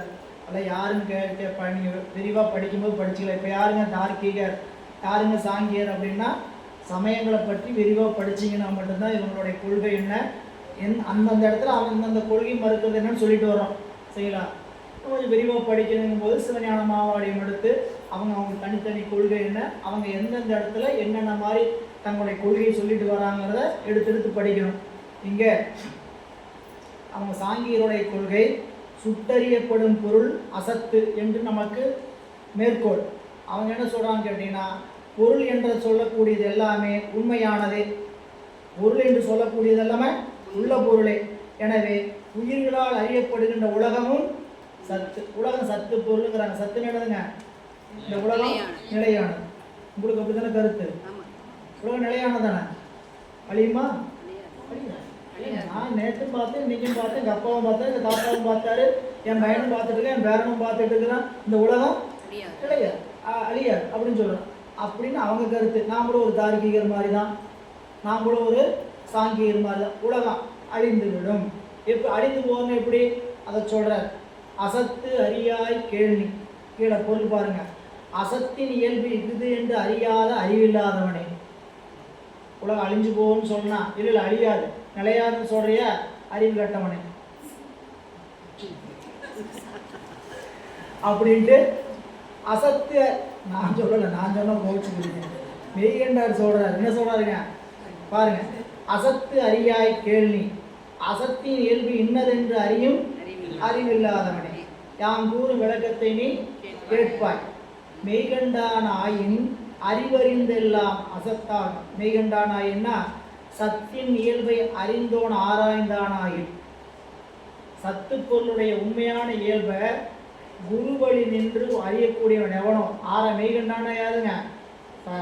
அந்த அறியக்கூடிய தன்மையை உடைய பெற்றிருக்கக்கூடிய பக்குவமுடைய மாணவனாக இருந்து நீ ஆராய்வாயாகில், சத்தின் இயல்பை உள்ளபடி அறிந்து ஆராய்வானாகில் சுட்டறிவினால் அறியப்பட்டன எல்லாம் எந்தெந்த பொருளை எல்லாம் சுட்டி சுட்டி அறிகிறோமோ அப்பொருள் எல்லாம் அசத்தே. உயிரை சுட்டி அறிய முடியுமோ? சிவத்தை சுட்டி அறிய முடியுமோ? ஆணவத்தை சுட்டி அறிய முடியுமோ? கண்மத்தை சுட்டி அறிய முடியுமோ? மாயை சுட்டி அறிய முடியாது. அப்போ அதெல்லாம் சத்து பொருள், நிலையுடைய பொருள். எதெல்லாம் சத்து? சிவம் சத்து, உயிர் சத்து, பாசங்கள் சத்து. இப்போ நம்ம அசத்துன்னு சொல்றது எதுன்னு கேட்டீங்கன்னா, பாசத்தினுடைய காரியத்தை தான் அசத்துன்னு சொல்றோமே தவிர, பாசமாகிய முப்பொருளை நாம் என்ன சொல்றதில்ல, 3 பொருளை அசத்துன்னு சொல்றது இல்லை. ஆணவமும் சத்து, கண்மமும் சத்து, மாயையும் சத்து தான். அது காரிய பிரபஞ்சமாக வருகின்ற மாயை என்னவா வருங்க? காரிய பிரபஞ்சமா வரும். மாயை என்னவா வரும்? மாயையமா வரும். அதுதான் நம்ம என்ன சொல்றோம், அசத்து. கண்மம் எப்படி வரும்? கண்மமும் காரியத்துக்கு வரணுமா வேண்டாமா? கண்மமும் அழிஞ்சு போகாம போகாதா? இன்பம் துன்பமா வருது. கண்மம் நம்மளுக்கு காரியம் எப்படி வருது? இன்பம் துன்பம் அழிஞ்சு போதா இல்லையா? துன்பம் வரும் மாறும், இன்பம் வரும் மாறும். இப்போ காரியமாகிய வினையும் காரியமாகிய மாயையும் அழிந்து விடும். சரி, ஆணவம் அழிந்து போகுமா போகாதா? ஆணவம் அழியாது. ஆணவங்கிற பொருள் சத்து, கண்மம் சத்து, மாயை சத்து. ஆணவத்தினுடைய காரியம், கண்மத்தினுடைய காரியம், மாயையினுடைய காரியம்தான் அழிந்து போகுமே தவிர அந்த 3 பொருளும் அழியாது. அப்போ ஆணவத்தினுடைய காரியம் என்ன? நம்ம இடத்துல ஏற்பட குற்றம். ஆணவத்தினுடைய காரியம் என்னதுங்க? நிறைய படித்தோம். அறியாமை, அவிச்சை, அஞ்ஞானம், ஆசை, காமம், வெகுளி, இதெல்லாம் ஆணவத்தினுடைய காரியம். இந்த காரியம்லாம் என்ன ஆகும்? நம்ம இடத்துல அழிந்து போயிடும். அப்போ 3 பொருளுடைய காரியம் அழிந்து போகும். அதைத்தான் நம்ம என்ன சொல்றோம்? அசத்துன்னு சொல்றோம். அதான் இங்க சொல்ற, சத்தின் உண்மை இயல்பை அறிந்தோன் ஆராய்ந்தானாகில் சுட்டறிவினால் அறியப்பட்ட எல்லாம் அசத்தை. அசத்து அலாய் அசற்காரியவாதி அல்லாத சற்காரியவாதி ஆகிய அறிவுடையோனே. எப்படி மறுக்கிறார்? இதெல்லாம் ரொம்ப நுட்பமான மறுப்புங்க. சொல்லும் போதே எப்படி கூப்பிடுறாருன்னு கேட்டீங்கன்னா, அசற்காரியவாதி அல்லாதவனே. நீ யாரு? சற்காரியவாதி. சாங்கியர் யாருன்னு கேட்டீங்கன்னா சாங்கியர். சாங்கியருக்கு என்ன கொள்கை உண்டுன்னு கேட்டீங்கன்னா, சத்காரியம். அது சத்காரியம்னா உள்ளது தோன்று இல்லது வாராது அப்படின்னு சொல்றையே. உள்ள பொருள் தான் இப்படி தோன்றி நிற்குது, இல்லாத பொருள் வாரவே வாரான்னு தெரிஞ்சிருக்கு. சர்க்காரியத்தை உடையவனே அசற்காரியவாதி. நம்ம அவர் என்னன்னு சொல்லியிருக்கலாம்? ஏப்பா சர்க்காரியவாதி அப்படின்னு சொல்லியிருக்கணும். எப்படி சொல்லலாம்? அசற்காரியவாதி அல்லாதவனே. அறிவாளி முட்டாள்னு சொல்றதுக்கு என்ன சொன்னோம்? அறிவாளி அப்படின்னு சொல்ற மாதிரி அசற்காரியவாதி அல்லாதவனே அப்படின்னு சொல்லி சொல்ற. அசற்காரியவாதி அல்லாத சற்காரியவாதி ஆகிய அரிய உடையனே அவை இன்றாமாறு ஒப்பு ஓரின். அதாவது ஏதில் 2வது பொருளாய் கூறியபடி தோன்றி மறைவதாகிய பிரபஞ்சம் அசத்தாகும் என்பதற்கு உண்மை ஆராய். அதாவது அவை இன்றாமாறு ஒப்பு ஓரின், அதாவது கண்ணுக்கு தோன்றுகின்ற பிரபஞ்சம் அசத்தாகும் என்பதற்கு ஆராய்ச்சி பண்ணி பார்த்தீங்கன்னா, நிகழ் நீரில் எழுத்தும் நிகழ் கனவும் நிகழ் பேய்த்தேரும் என்றாம் போல் நிகழ்கின்ற நீர்மேல் எழுத்தும் நிகழ்கின்ற கனவும் நிகழ்கின்ற காணல் நீரும் ஆகும். என்ன சொல்றாருன்னு கேட்டீங்கன்னா, இந்த பிரபஞ்சம் கண்ணுக்கு முன்னாடி தோன்றுது சரிங்களா? அந்த பிரபஞ்சம் கண்ணுக்கு தோன்றுகின்ற பிரபஞ்சத்தை நீங்க அசத்துன்னு போய் சொல்றீங்க, நிலையில்லாதுன்னு சொல்றீங்க, இல்லாத பொருள்னு சொல்றீங்க. அப்படின்னா உண்மையை சரியா நீ ஆராய்ஞ்சு பார்த்தீங்கன்னா ஓரின், அதான் சொல்ற அசத் அவை இன்றாமாறு ஓரின். அது இன்றாமாறு என்னதுங்க? அது இல்லைன்னு சொல்றதுக்கான உண்மையா ஆராய்ஞ்சு பார்த்தீங்கன்னா எப்படி சொல்றேன்னு கேட்டீங்கன்னா, 3 உண்மை சொல்ற. ஒவ்வொரு முறையும் இந்த உண்மைத்தான் கவனிக்கணும். வெண்பாவில் ரொம்ப முக்கியமானது என்னதுங்க? அவங்க நமக்கு எடுத்துக்காட்டுற ஓமை. அந்த ஓமை சொன்னதுக்கு அவங்களுக்கு கோடி கோடி வணக்கம் வைக்கணும். இல்லைன்னா நம்ம அறிவு வாங்கிக்காது. நம்ம அறிவு வாங்கிக்காது. எப்படி சொல்கிறான்னு கேட்டிங்கன்னா, நிகழ் நிழல் நீரும், நிகழ் கனவும், நிகழ் பேச்சேரும். இந்த மூணுக்கு தனித்தனியாக நிகழ்னு போட்டணும். சரிங்களா? ஒன்று தான் சொல்லியிருக்கிறார், நிகழ் நிழல் நீரும். அதாவது நீரில் எழுத்தும். நிகழ் நீரில் எழுத்து. நீரில் எழுத்து என்ன? எழுதுறோம். எழுதும்போது இருக்கா இல்லையா? அம்மான்னு எழுதுறீங்க. எழுதும்போது இருக்கா இல்லையா? எழுதும்போது இருக்குது. அப்படின்னு எழுதுங்க. காரியத்தில் உண்டு. காரியத்தில் என்ன ஆயிருது? காரணத்தில் இல்லாமல் போயிடுது. மீண்டும் காரணத்தில் இல்லாமல் போயிடுச்சுன்னா அது இல்லாமையே போகலை, இருக்கு இல்ல. நிகழ் நீரில் எழுத்தும், நிகழ் கனவுல இருந்துச்சு. இருந்தது தானே. இப்போ கனவுல என்ன இல்லை? கோடீஸ்வரன் ஆகிட்டேன். என்ன ஆகிட்டேன்? கோடீஸ்வரனா இருக்கிறவங்கள அதை தெரிஞ்சுக்காதீங்க. நீங்கள் வேற ஏதாவது நினைக்க மல்டி மில்லியன் ஆகிட்டேன் அப்படின்னு நினைங்க. கோடீஸ்வரன் ஆகிட்டேன் அப்படின்னு நினச்சா என்ன அர்த்தம்? இப்போ உண்மையில் வந்தால் அடுத்த வேலையே லாட்ரி, இதில் வேற கோடீஸ்வரன். சரிங்களா? அப்போ இருந்தது எதுல? கனவுல இருந்துச்சு. இப்போ நிகழ் கனவுல இருந்தது. ஆனால் இப்போ என்ன இல்லை? காரியத்தில் இருந்தது, காரணத்தில் இல்லை. அப்போ இங்கே பார்த்தா எதுங்க? உண்மையில் வந்தால் காரியத்தில் இல்லைங்க மாதிரி தெரியும். சரிங்களா? இப்போ இல்லைன்னு நனவுல இருந்து கனவுல வச்சுக்கணும். அப்படி மூன்றாவது சொல்றாரு, பேய்த்து காணல் நீர் இருப்பது போல் தோன்றி இல்லாமல். இது இல்லாததா? காட்சி உண்டு. அந்த காட்சி, காணல் நீர் காட்சி உண்டு. காணல் நீரில் காட்சியாகிற பொருள் தான் இல்லை. என்ன இல்லை? நீர் இல்லை இல்லை. ஆனால் அதில் என்ன உண்டு? ஒளி உண்டு, வெயில் உண்டு, அங்கே நிழல் உண்டு, நிலம் உண்டு. எல்லாம் இருக்கிறதுனால தான் என்ன ஏற்படுது? காணல் நீர். ரொம்ப அருமையாக மறக்கிற விளக்கத்தை பாருங்க. கீழே விளக்கத்தை பார்த்தீங்கன்னா, தெளிவுரை. சத்தின் இயல்பை உணர்ந்தவர்களுக்குத்தான் அசத்தின் இயல்பை உணர முடியும். ஒரே போடு போட்டார்.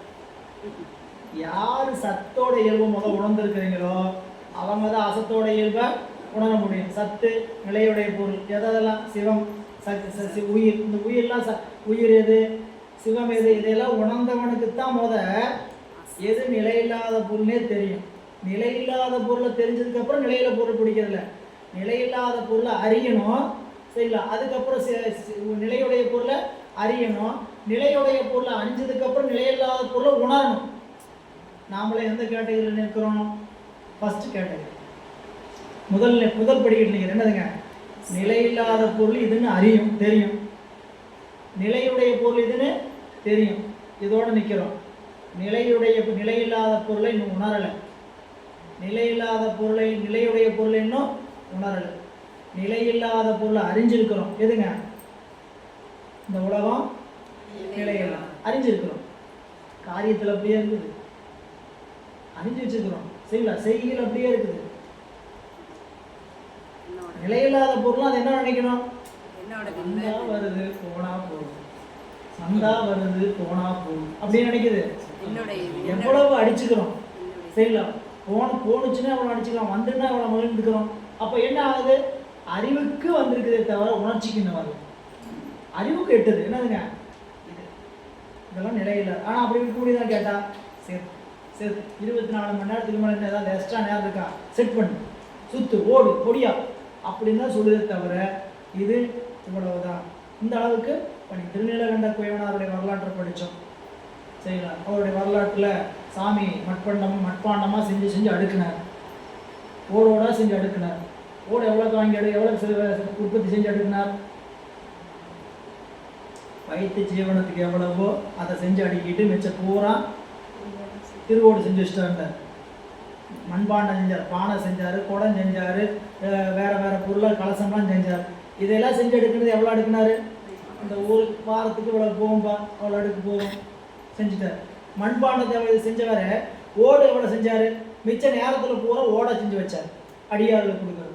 அப்போது அவர் உணர்ந்தார், அறியலை, உணர்ந்தார் இந்த உலகம் நிலையில்லாதது. நிலையில்லாத உலகத்தில் இருக்கிறதுக்கு தேவையான பொருளை படைச்சா போதும். மிச்சதெல்லாம் நிலையுடைவதற்கு செய்ய வேண்டிய வேலை என்னவோ அதை செஞ்சு வைப்போம். நிலையுடைவதற்கு செய்ய வேண்டிய வேலையை செஞ்சு வைப்போம். அப்போ 24 மணி நேரத்தில் 8 மணி நேரம் நிலையில்லாத உலகத்துக்காக உழைக்கணும். நிலையில்லாத உலகத்துக்காக தெரியும், நிலையில்லாத உலகம் தெரியும். மிச்சம் 16 மணி நேரத்தில் 8 மணி நேரத்தை நிலையுடைய இறைவனுக்காக ஒதுக்கி நிற்கணும்.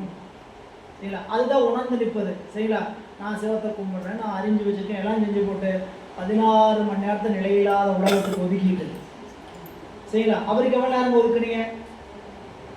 இன்னைக்கு கோயிலுக்கு போல ரொம்ப பிஸி. சரிங்களா? காலத்தை நிர்ணயித்தவனுக்கு காலத்தை பார்த்து நம்ம நம்ம நினைப்பணும்னு கேட்டால் அவர் நமக்கு காலத்தை செட் பண்ணி வச்சுக்கிறார். உனக்கு இந்த நேரத்தில் எவ்வளோ நேரம் தான்ப்பா, எவ்வளோ நேரம் தான்ப்பா. நாம் என்ன பண்ணுறோம்? சாமி உங்களுக்கே எவ்வளோ நேரம் தான். அவர் நம்மளுக்கு நேரம் செட் பண்ணி வச்சுக்கிறார். நீ இந்த நேரத்தில் இவ்வளோதான் அனுபவிக்கணும், இவ்வளோதான் சுத்தம் பண்ணிட்டு. நான் என்ன சொல்கிறேன்? சாப்பிடலாம் சார், உங்களுக்கு நான் எவ்வளோ நேரம் தான் ஒதுக்கி இருக்கிறேன். இன்னைக்கு காலையில் 5 நிமிஷம், சாயங்காலம் 5 நிமிஷம் அவருக்கு நாம் நேரம் ஒதுக்கிட்டு இருக்கிறோம். சரி, இதில் கீழே பாருங்கள். சத்தின் இயல்பை உணராதவருக்கு அசத்தின் இயல்பை உணர முடியும் என்பது கூற வேண்டி மெய்கண்டான் என்றார். ஏன் மெய்கண்டான்? மெய்த்தன்மை கண்டவனால தான் அதை உணர முடியும். இது ஆராய்தல் அருமை என்பது கூற வேண்டி ஆயின். ரொம்ப அருமைப்பாடு உடையவர்களுக்கு தான் முடியும், எல்லாருனாலையும் முடியாதுங்க. நான் படித்தா பாஸ் ஆகிடுவேன், நான் படித்தா பாஸ் ஆகிடுவேன். ரொம்ப கஷ்டம் படிக்கிறது, படித்தா பாஸ் ஆகிடுவேன். அடித்து பாஸ் ஆகிறது வேற, படித்தா பாஸ் ஆகிடுதான் அர்த்தம். இப்போ நம்மளை படித்து தேர்வில் சொல்கிறாங்க. சரிங்களா? எப்படி எழுதுவோம்? படிக்கணுமா? சரிங்களா? எல்லாருக்குமே 11ஆவது மாதம் 12ஆவது மாதம் வந்துச்சுனாவே போச்சு, சித்தாந்தத்துக்கு தேர்வு எழுதணுமா? எங்களுக்குலாம் இப்போயே எழுதணுன்ட்டு இருப்பாங்க, எங்களுக்கு இப்போயே எழுத சொல்லியிருக்கிறாங்க அப்படின்னு சொல்லி நினச்சிட்டு இருப்பாங்க. அப்படி இங்கே ஆயின்னு சொன்னதுக்கான காரணம் சொல்கிறார். பிரபஞ்சம் அசத்து என்பதற்கு ஓமையாக கூறிய 3 பொருளை பற்றிய விளக்கம். நீரில் எழுதிய எழுத்து அப்பொழுதே அந்த எழுத்து அதுக்கு எழுதிங்க, பின்னாடி பார்த்துக்கலாம். அடுத்த பற்றி கனவு காணும் போது உண்மை போல் தோன்றி அப்பொழுதே சடுதியில் மறைகிறது. காணல் உள்ள போதே இருப்பதாக தோன்றி நீர் உடனே மறைந்து போய்விடும். கடைசி பத்திக்கு வாங்க. நீரில் எழுதும் போதே எழுத்து அழிதல் போல பிரபஞ்சம் தோன்றும் பொழுதே அழிந்து போகும். அப்படி அழியுது. கொஞ்சம் நுணுக்கமாக பார்த்தீங்கன்னா அவர் சொல்ல வர செய்தி அவ்வளோ அருமையாக இருக்கு. நீர் எழுதும் போதே அந்த எழுத்து அழிஞ்சு போகுது, பிரபஞ்சம் தோன்றும் போதே அழிந்து விடுகிறது. தோன்றும் போதே அழிந்து விடுகிறது 2 வகையை வச்சுக்கலாம். ஒரு உலகத்தில் சில பொருட்களை பெருமான் என்ன பண்ணுறாருங்க? படைச்ச உடனே அழிச்சிடுறாரு. தோன்றும் போதே அழிந்து விடுகிறது அதுதான். இன்னொரு வகையில் காட்சி, உலக காட்சி இப்போ எனக்கு பட்டுறது, தோன்றுச்சு, அடுத்த வினாடி இது என்ன ஆயிடுச்சு? அழிஞ்சாச்சு. நாம் நினைக்கிறோம் அப்படியே தான் இருக்குது, நேற்று இருந்த வயசு தான் எனக்கு இன்றைக்கி இருந்துட்டு இருக்குது, அப்படியே அழகாகவே இருக்கிறேன் நான் அப்படின்னு தான் நினச்சிக்கிட்டு இருக்கேன். அடுத்த வினாடி அந்த முகம் இல்லை, அடுத்த வினாடி அந்த உணர்ச்சி நம்மகிட்ட இல்லை. சரி, நம்ம என்ன ஆகிட்டோம்? ஒரு வினாடி மாறிக்கணும். ஆற்றுல போய் நிற்கிறோம், தண்ணி ஓடதை பார்த்துட்டு இருக்கோம். தண்ணி எப்படி இருக்குது? அப்படியே இருக்கிற மாதிரி தண்ணி ஓடிட்டு இருக்குது. போன வினாடி இருந்த தண்ணி இந்த வினாடி இல்லவே இல்லை, ஓடிடுச்சு. பிரவாக அனாதி அப்போ இருந்தது, இப்போ கிடையாது. ஆனால் எப்படி தெரியுது நம்மளுக்கு காட்சி? அதனால் இங்கே நீரில் எழுத்து எழுதும் போது இருக்கிற மாதிரி பிரபஞ்சம் என்னாகுதுங்க? தோன்றும் போதே அழிந்து விடும். அது எதுக்கு சொல்ல வந்தான்னு கேட்டிங்கன்னா, தோன்றியவுடன் மறைவதற்கு. 3 ஊமை எதுக்கு வச்சாருன்னு கேள்வி கேட்கணும். நம்ம கேட்போம், எத்தனை ஊமைன்னா சொல்லுங்க, அப்போயாவது எனக்கு புரியுதான்னு பார்க்குறேன்.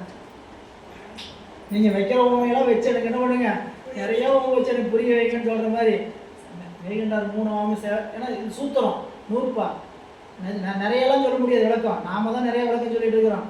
100 என்ன சுருங்க சொன்னால் அதுக்கு பேர் 100. அதை விளக்கிறதுக்கு அவ்வளோதான் வைக்கணும், புரியல? அப்போ இந்த விளங்க வைக்க வச்சோன்னா 100 சூத்திரத்திலேயே எத்தனை ஊமை சொல்லலாமான்னு கேட்டால் அதுக்கு தனித்தனி காரணம் இருக்குது.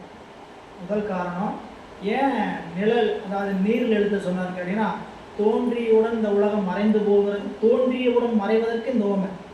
அடுத்தது, கனவில் கண்ட காட்சி விழித்தெழும் முன்பு இடையிலேயே மறைந்து விடுதல் போல பிரபஞ்சமும் என்று நிலைத்து நிற்காது போல. இது அடுத்த நீங்கள் சொல்லாமே உங்களுக்கு வேணும். முதல் விளக்கம் சொல்லியாச்சு. 2வது விளக்கம் என்ன? ஏங்க இப்போ இடையிலே போயிடுச்சு, வந்தார் பாதியிலே இருந்துச்சு போயிட்டாரு, சாமி படைச்சாரு பாதியிலே கூட்டிகிட்டு போயிட்டாரு அப்படின்னா என்ன அர்த்தம்? இடையிலே மறைந்து விடுவதற்கு அடுத்த உதாரணம். அடுத்த 2வது உதாரணம் எதுக்கு சொல்கிறாருங்க?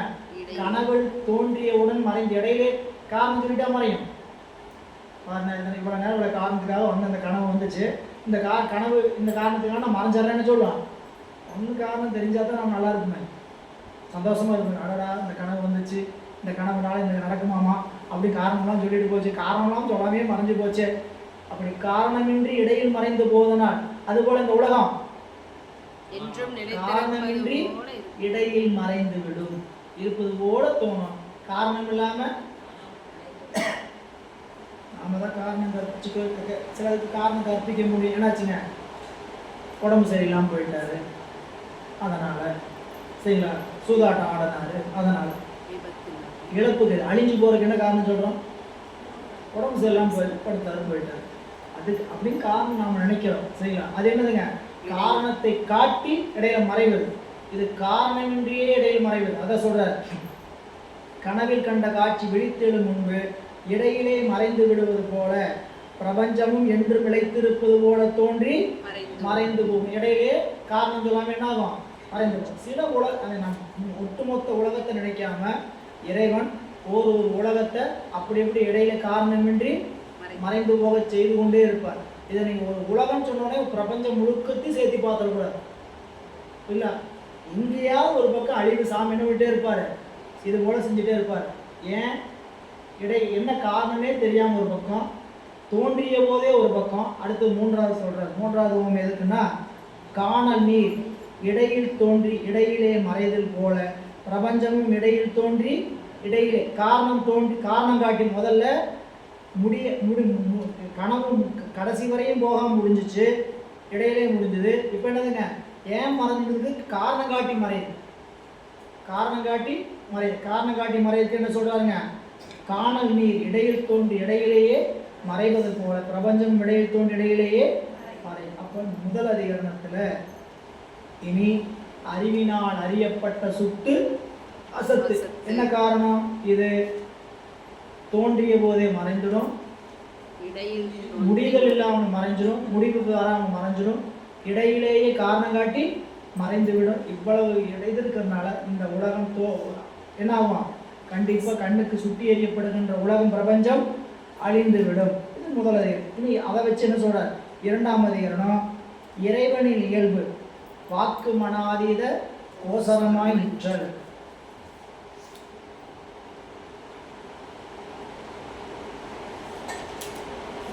வாக்கு மனாதீத கோசரம் அப்படின்னா, இறைவன் வாக்குக்கும் மனத்துக்கும் எட்டாதவன், வாக்கு மனாதீதன்.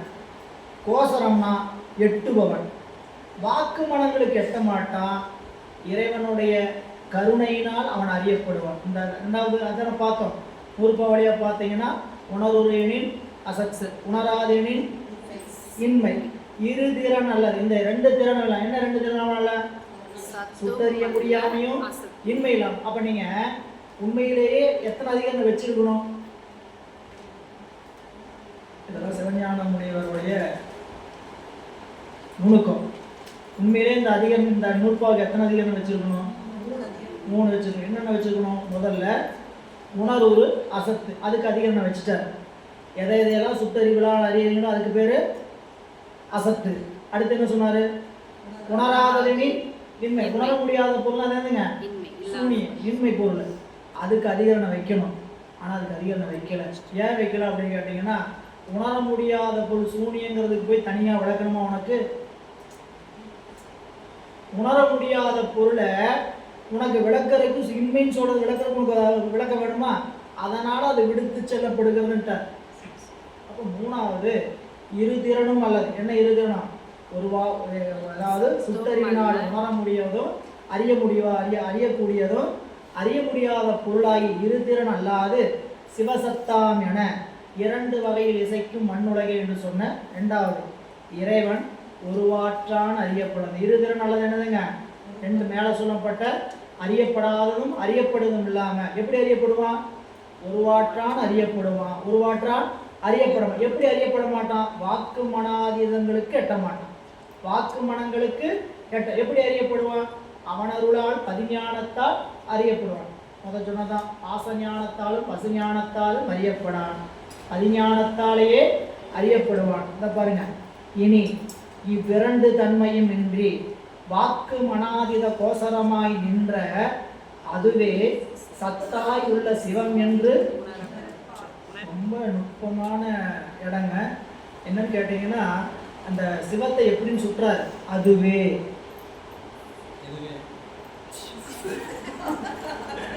தயாராயிட்டு தாங்க, சரிங்களா? அதுவே அப்படின்னா அந்த அது அப்படிங்கிறது அந்த பொருள் வரையறுக்கப்பட முடியாத பொருள் அது, சரிங்களா? நீங்க வேதங்கள்ல இறைவனை அவன் இவன் அப்படின்னு சொல்லாம என்ன பண்ணுவாங்க, அது. நீங்க மடங்கள்லயே பார்த்தீங்கன்னா சன்னிதானங்கள் என்னன்னு சொல்லுவாங்கன்னு கேட்டீங்கன்னா அவர் இவர்னு சொல்ல மாட்டாங்க, இல்ல அது இப்பதான் ஒடுக்கத்துக்கு போச்சு, அது இப்பதான் ஒடுக்கத்துக்கு போச்சு. சிவத்தை அவங்க சிவம் குரு சிவம், அந்த சிவத்தை எப்படி சொல்லணும், நீ அதுவாகிறாய், நீ அதுவாகிறாய்.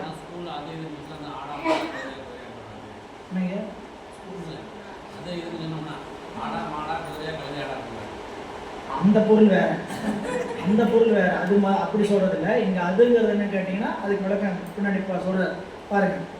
இதன் பொருள் அதாவது உணரப்படும் பொருள் போல் அசத்தாகும் தன்மையும் உணரப்படாத பொருள் போல் சூனியமாகும் தன்மையின்றி இறைவனின் வேறாய் என்றும் பாசஞானத்திற்கும் பசுஞானத்திற்கும் எட்டாததாய் அந்த இவ்விரண்டு தன்மையுமின்றி, இவ்விரண்டு தன்மையுமின்றி என்னதுங்க, இறைவனின் வேறாய் என்று உணரும் பாசஞானத்திற்கும் பசுஞானத்திற்கும் எட்டாததாய். அப்புறம் அதுவே அவ்விரண்டு ஞானங்கள் விருத்தி கடந்து நின்று இறைவனோடு ஒற்றுமை பற்றி நின்று உணரும் அனுபவ ஞானத்திற்கு மட்டுமே எட்டுவதாய் நின்ற அதுவே, அதான் நிற்கின்ற அந்த முதற்பொருள் இஃது என்று பிரமாணங்களால் அறியப்படாமை பற்றி அதுவே என மகாபாக்கியத்தால் கூறப்படும் அப்பதிப்பொருள் சத்தாகிய சிவமே என்று உணரும் தன்மை உடையது.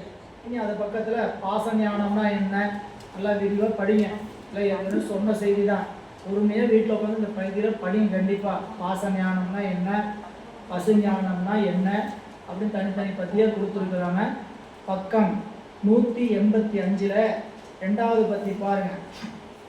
அதாவது இவ்வாறு பாசஞான பசுஞானங்களுக்கு எட்டாததாய் பதிஞானத்துக்கு மட்டுமே எட்டுவதாய் நின்ற பொருள் இஃது என்று காண்டல் கருதல் நூல் என்னும் மூவகை அளவைகளாலும் அனுபவமாக அறிய முடியாதது ஆகும். இப்போ அந்த இடத்துல அதுவேங்கிறதுக்கு பொருள் இருக்கீங்க. நாங்கள் அங்கே அடுத்த பற்றி என்ன சொல்கிறான்னு கேட்டிங்கன்னா, அதுவே அறியக்கூடியதை இது என்று சுட்டி கூறுவதும் அறிய முடியாததை அது என்று சுட்டி கூறுவதும் உலக வழக்கு. அது என்று சுட்டும் பொழுது பொருளை பகுத்து காண முடியாமல் அது பொது வகையாய் விளங்கும். அவ்வாறு அது எது, அதாவது அது என்று சுட்டி கூறுவதும் அது என்று சுட்டும் பொழுது பொருளை பகுத்து காண முடியாமையால் அது பொது வகையாய் விளங்கும். அவ்வாறு அது என்று பொதுவாக கூறிய பொருள் சத்தாகிய சிவமே என்று சிறப்பாக உணர்ந்து கொள்ளும் வகையில் அதுவே சிவம் என்று மேற்கோளில் கூறினார். எப்படி சொன்னாரு, அதுவே அதுவே நீங்க பொதுவாக சொன்னேன்னு அர்த்தாங்க, சரிங்களா? அது எங்க கிடக்குதுன்னு தெரியல,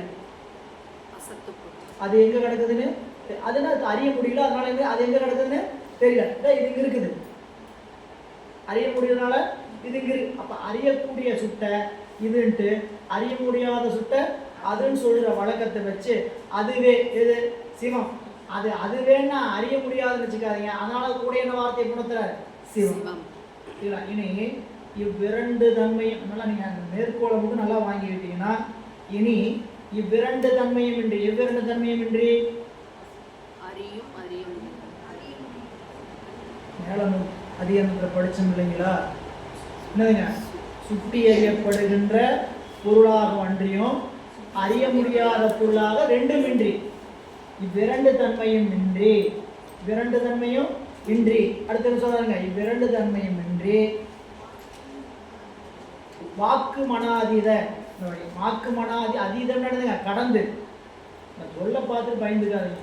ஆனா அதீதம் என்ன, கடந்து, சரிங்களா? வாக்கு மனாதினா வாக்கு மனங்களை எட்டாத கடந்து, வாக்கு மனாதீத கோசரமாய் சொல்லும் போது பொருத்தி உடம்புணர்த்தி சொல்லிட்டார். என்னன்னு கேட்டீங்கன்னா, அந்த பெருமான் எப்படிப்பட்டவர், இறைவன் எப்படிப்பட்டவன் கேட்டீங்கன்னா வாக்கு மனங்களுக்கு எட்ட மாட்டான்.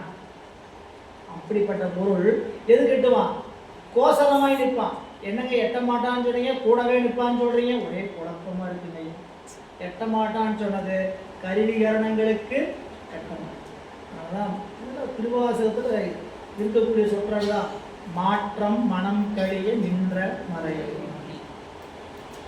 மாற்றம் மனம் கழி, மாற்றம் என்பது சொல் வாக்கு, மனம் என்பது அத்தனை சொல்றார். வாக்கு மனாதீதனுக்கு நேரடியா திருவாசகத்தில் இருக்கிற பொருள்னு கேட்டீங்கன்னா மாற்றம் மனம் கழிய நின்ற.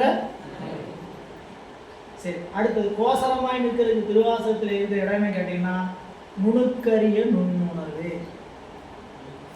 நுணுக்கரிய போக்கும் மரவும் புணவும் இல்லா புண்ணியம் நோக்கரிய நோக்கே நுணுக்கரிய நுண்ணுணர்வு. நுணுக்கரிய நுண்ணுணர்வு. அதே சமயம் வாக்கு மாற்றம் மனம் கழிய நின்ற மறையோன்னு சொன்னது பாசஞானத்திற்கும் பசுஞானத்திற்கும் எட்ட மாட்டான். எதுக்கு நுண்ணுணர்வன்? நுணுக்கரிய நுண்ணுணர்வுனா அந்த நுண்ணிய அறிவுக்குள் நுண்ணறிவாக இருக்கக்கூடிய இறைவன். அப்ப அறிவுக்கு அறிவாக அந்த இறைவன் இருந்த அந்த பதிஞானத்தால் காட்டினாலுடைய இந்த இறைவனை நாம் என்ன பண்ண முடியாது. இவன் இப்படியன் இந்நிறத்தன் இவ்வண்ணத்தன் என்று எழுதி காட்ட. சரி, இப்போ அதை விட்டு வந்துட்டீங்கன்னா சொல்லிட்டார் உணரற்பாட்டு. இந்த சிவம் பொருள் என்னும் சொல் அண்மையில் அதாவது அளவையில் அறியவாரார் உணர்வால் அறிவதும் அருமை என்னும் உண்மையை உணர்த்தும் பொருட்டே உணர்க என்று கூறாகும். எப்படி சொன்னாரு? உணர்க. எப்படி சொல்லியிருக்கலாம்? சொல்ல அதுவே சிவம் என்று. மேற்கோளை மீண்டும் படிங்க. இனி இரண்டு தன்மையும் இன்றி வாக்கு மனாதீத கோசரமாய் நின்ற அதுவே சிவம் என்று உணர்க. சத்தாய் இருக்கும் சிவம் என்று உணர்க அப்படின்னு சொல்லியிருக்கலாம்ல. அப்படி வாக்கு மனாதீத்து கட்டாம பதிஞானத்தால் அறிவது கெட்டுவதாய் இருக்கக்கூடிய அதுவே சிவம் என்று உணர்க. சத்தாய் இருக்கக்கூடிய அதுவே சிவம் உணர்கன்னு சொல்லியிருக்கலாம்ல. ஆனா என்னன்னு சொல்லிட்டாரு? உணரற்பாற்று. ஏன் உணரற்பாற்று? அப்படிலாம் நம்ம அவளை எளிமையா உணர முடியாது. அந்த அருமை கருதி என்ன சொல்லுங்க? உணரற்பாற்று. அந்த சொல்லுக்கு சொல்றார் இந்த சிவப்பொருள் என்னும் சொல் அளவையின் அறியவாராது உணர்வால் அறிவதும் அருமை என்னும் உண்மையை உணர்த்தும் பொருட்டு உணர்க என்று கூறாமல் உணரற்பாற்று, அதாவது உணரும் முறைமையால் உணரும் தன்மை உடைய. உணரற்பாற்றுன்னு என்னதுங்க? உணரும் முறைமையால் உணரும் முறைமை என்பது அவன் உணர்த்த. உணரும் முறைமைங்கிறது அவ்வளவுதான், அவன் உணர்த்த உணர்வு. அதனால உணர்த்தில் உணர்வே உணர்த்தாயேல் கணத்தும் உணரும் வகை காணே. உணர்த்தனைனா உணரு, உணர்த்தலைனா கணத்து. கணம் என்னதுங்க? ஒரு நொடியோட என்னால் என்ன பண்ண முடியாது, நானே உணர முடியாது.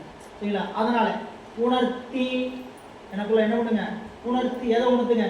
எண்ணில் பூண்ட மல மாயை போக்கி. சரிங்களா? எண்ணில் பூண்ட மலமாயை போக்கி ஆண்டருள்வை சொக்கனாத. என்னை ஆண்டு உன்னுடைய திருவடியில் வை சொக்கனாத. ஆண்டருள்வை என்னதுங்க? ஆண்டு அருளி என்னை உன்னுடைய திருவடியில் வை. என்னப்பா எப்படி வைக்கணும்? ஆனந்தத்தில் வை. அதான் சொல்றார். உணர்த்தில் உணர்வேல் உணர்த்தாயல் ஒரு கணத்து உணரும் வகையானை உணர்த்தி என்னுள் பூண்ட மலமாயை போக்கி என்னை என்ன பண்ணுங்க? ஆண்டு அருள் வை சொக்கனா. இங்க அதை சொல்றார். கீழே பாருங்க. ஏது என்ன ஏது அப்படின்னா காரணம். எதற்கு காரணம்? மேற்கோள்ல சொன்னார். இனி இரண்டு தன்மையும் இன்றி வாக்கு மனாதீத கோசரமாய் நின்ற அதுவே சத்தாயுள்ள சிவம் என்று உணரற்பாட்டு. அப்படின்னா அங்க மேற்கோள் மீண்டும் மீண்டும் மேற்கோளுக்குள் என்ன வந்துடணும்? எதுக்காக இந்த மேற்கோள் செய்திருக்கிறார்? இறைவன் எப்படிப்பட்டவர்? இறைவனோட இலக்கணம் என்ன?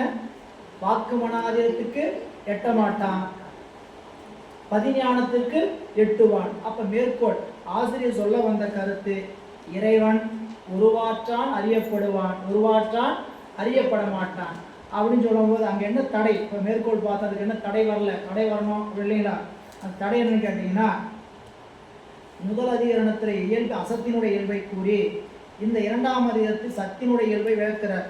அதை சொல்லுகின்ற பொழுது சொல்லுறார், உயிரினுடைய அறிவு கொண்டே இறைவனை அறிய முடியும். கருவிகளுடைய அறிவு கொண்டு இறைவனை அறிய முடியாதுன்னு சொல்றதுக்கு ஒத்துக்கிறோம். கருவியெல்லாம் இறைவனை காட்டாது. ஆனால் நாங்கள் என்ன சொல்கிறோம், இறைவனை வந்து எதை கொண்டு அறியலாம், உயிரின் அறிவை கொண்டு அறியலாம் அப்படின்னு சொல்கிற தடைய உயிரின் அறிவு கொண்டும் இறைவனை அறிய முடியாது. அவன் அறிவிக்கவே இந்த உயிர் அறியும் சொல்வதற்காக தான் அங்கே ஏது பிரகாசித்தனுக்கு பிரகாசிக்க வேண்டியது இன்மையானும் அப்பிரகாசத்தினுக்கு பிரகாசம் இன்மை. சரி, இங்கேயும் மறுபடியும் பிரகாசம் வர என்ன பிரகாசம் சொல்லுது அப்படின்னு கேட்டிங்கன்னா, முதல் பிரகாசம் அதாவது உறுதியாய் இன்ன தன்மை உடையது என்று வாக்கு மனத்தால் அறிவதை. அதுக்கு உள்ள விளக்கம் இருக்குது, நீங்கள் தனியாக விளங்கி கொள்வதற்காக சொல்கிறேன். அந்த வார்த்தை எப்படி படிக்கணும்னு கேட்டிங்கன்னா, உறுதியாய் இன்ன தன்மை உடையது என்று வாக்கு மனத்தால் அறிவதை அப்பிரகாசத்தினுக்கு, அதாவது பிரகாசிக்க வேண்டியதுமையாமை, அதை பிரகாசிக்க வேண்டியதுமையா இன்ன தன்மை எதென்று அறிய முடிய சொல்ல முடியாததை பிரகாசம் இன்மையான். கீழே பாருங்க, இதன் பொருள் உறுதியாய் இன்ன தன்மை உடையது என்ற வாக்கினால் ஓதப்படுவதாயும் மனத்தில் உணரப்படுவதாயும் உள்ள பொருளுக்கு பின்பு சாதனையில் கூறப்படும் சாதனங்களை கொண்டு அறியப்படுதல் வேண்டாம். இன்ன தன்மையுடையது என்று அறியப்படாத பொருள் உறுதியாய் சொல்ல முடியாத பொருளாதலால் அப்பொருளுக்கு சாதனையில் கூறப்படும் சாதனங்களை கொண்டு அறியப்படும் தன்மை இல்லை. எனவே இவ்விரண்டு தன்மையும் இன்றி வாக்கு மனாத கோசரமாய் என்று அதுவே சத்தாயுள்ள சிவம் என்று என்ன சொல்றாருன்னு கேட்டீங்கன்னா, இவருக்கு கண்ணு சரியா தெரிய மாட்டேங்குது.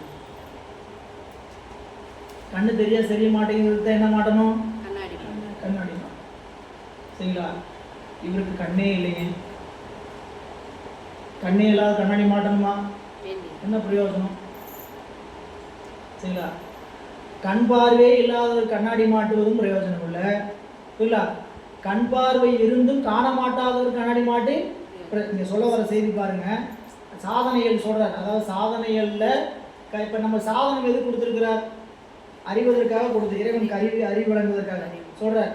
உறுதியாய் இன்னத்தன்மை உடையது என்று வாக்கினால் ஓதப்படுவதாயும் மனத்தினால் உணரப்படுவதாயும் உள்ள பொருள். இப்போ நம்ம இறைவனை உணரக்கூடிய பொருள் வச்சுங்க, எதில் உணரப்படுறோம், வாக்கு மனங்களால் உணரப்போன்னு வச்சுங்க. வாக்கு மனங்களால் உணரக்கூடிய பொருளுக்கு எதுக்கு சாதனம், பின்னாடி என்ன சாதனம், 5 எழுத்து குருநாதன் இதெல்லாம் வருது. அந்த அப்படி கொடுக்க வேண்டிய அவசியம் என்ன? என்னால் வாக்குனால் உணர முடியும், மனத்தினால் உணரக்கூடிய பொருளுக்கு என்ன தேவை, எது தேவைங்க, கருவிகள், சாதனம் தேவையில்லை. அதான் சொல்றார். பின்பு சாதனையில் கூறப்படும் சாதனங்கள் எல்லாம் கொண்டு அறியப்படுதல் வேண்டாம். சரி, இன்ன தன்மையுடையது என்று அறியப்படாத பொருள், அறியவே முடியாத பொருள் வச்சுங்க, சாதனத்தை கொடுத்து என்ன பண்ணுறது? கண் இல்லாதவனுக்கு கண் கொடுத்தும் பிரயோஜனம் இல்லை.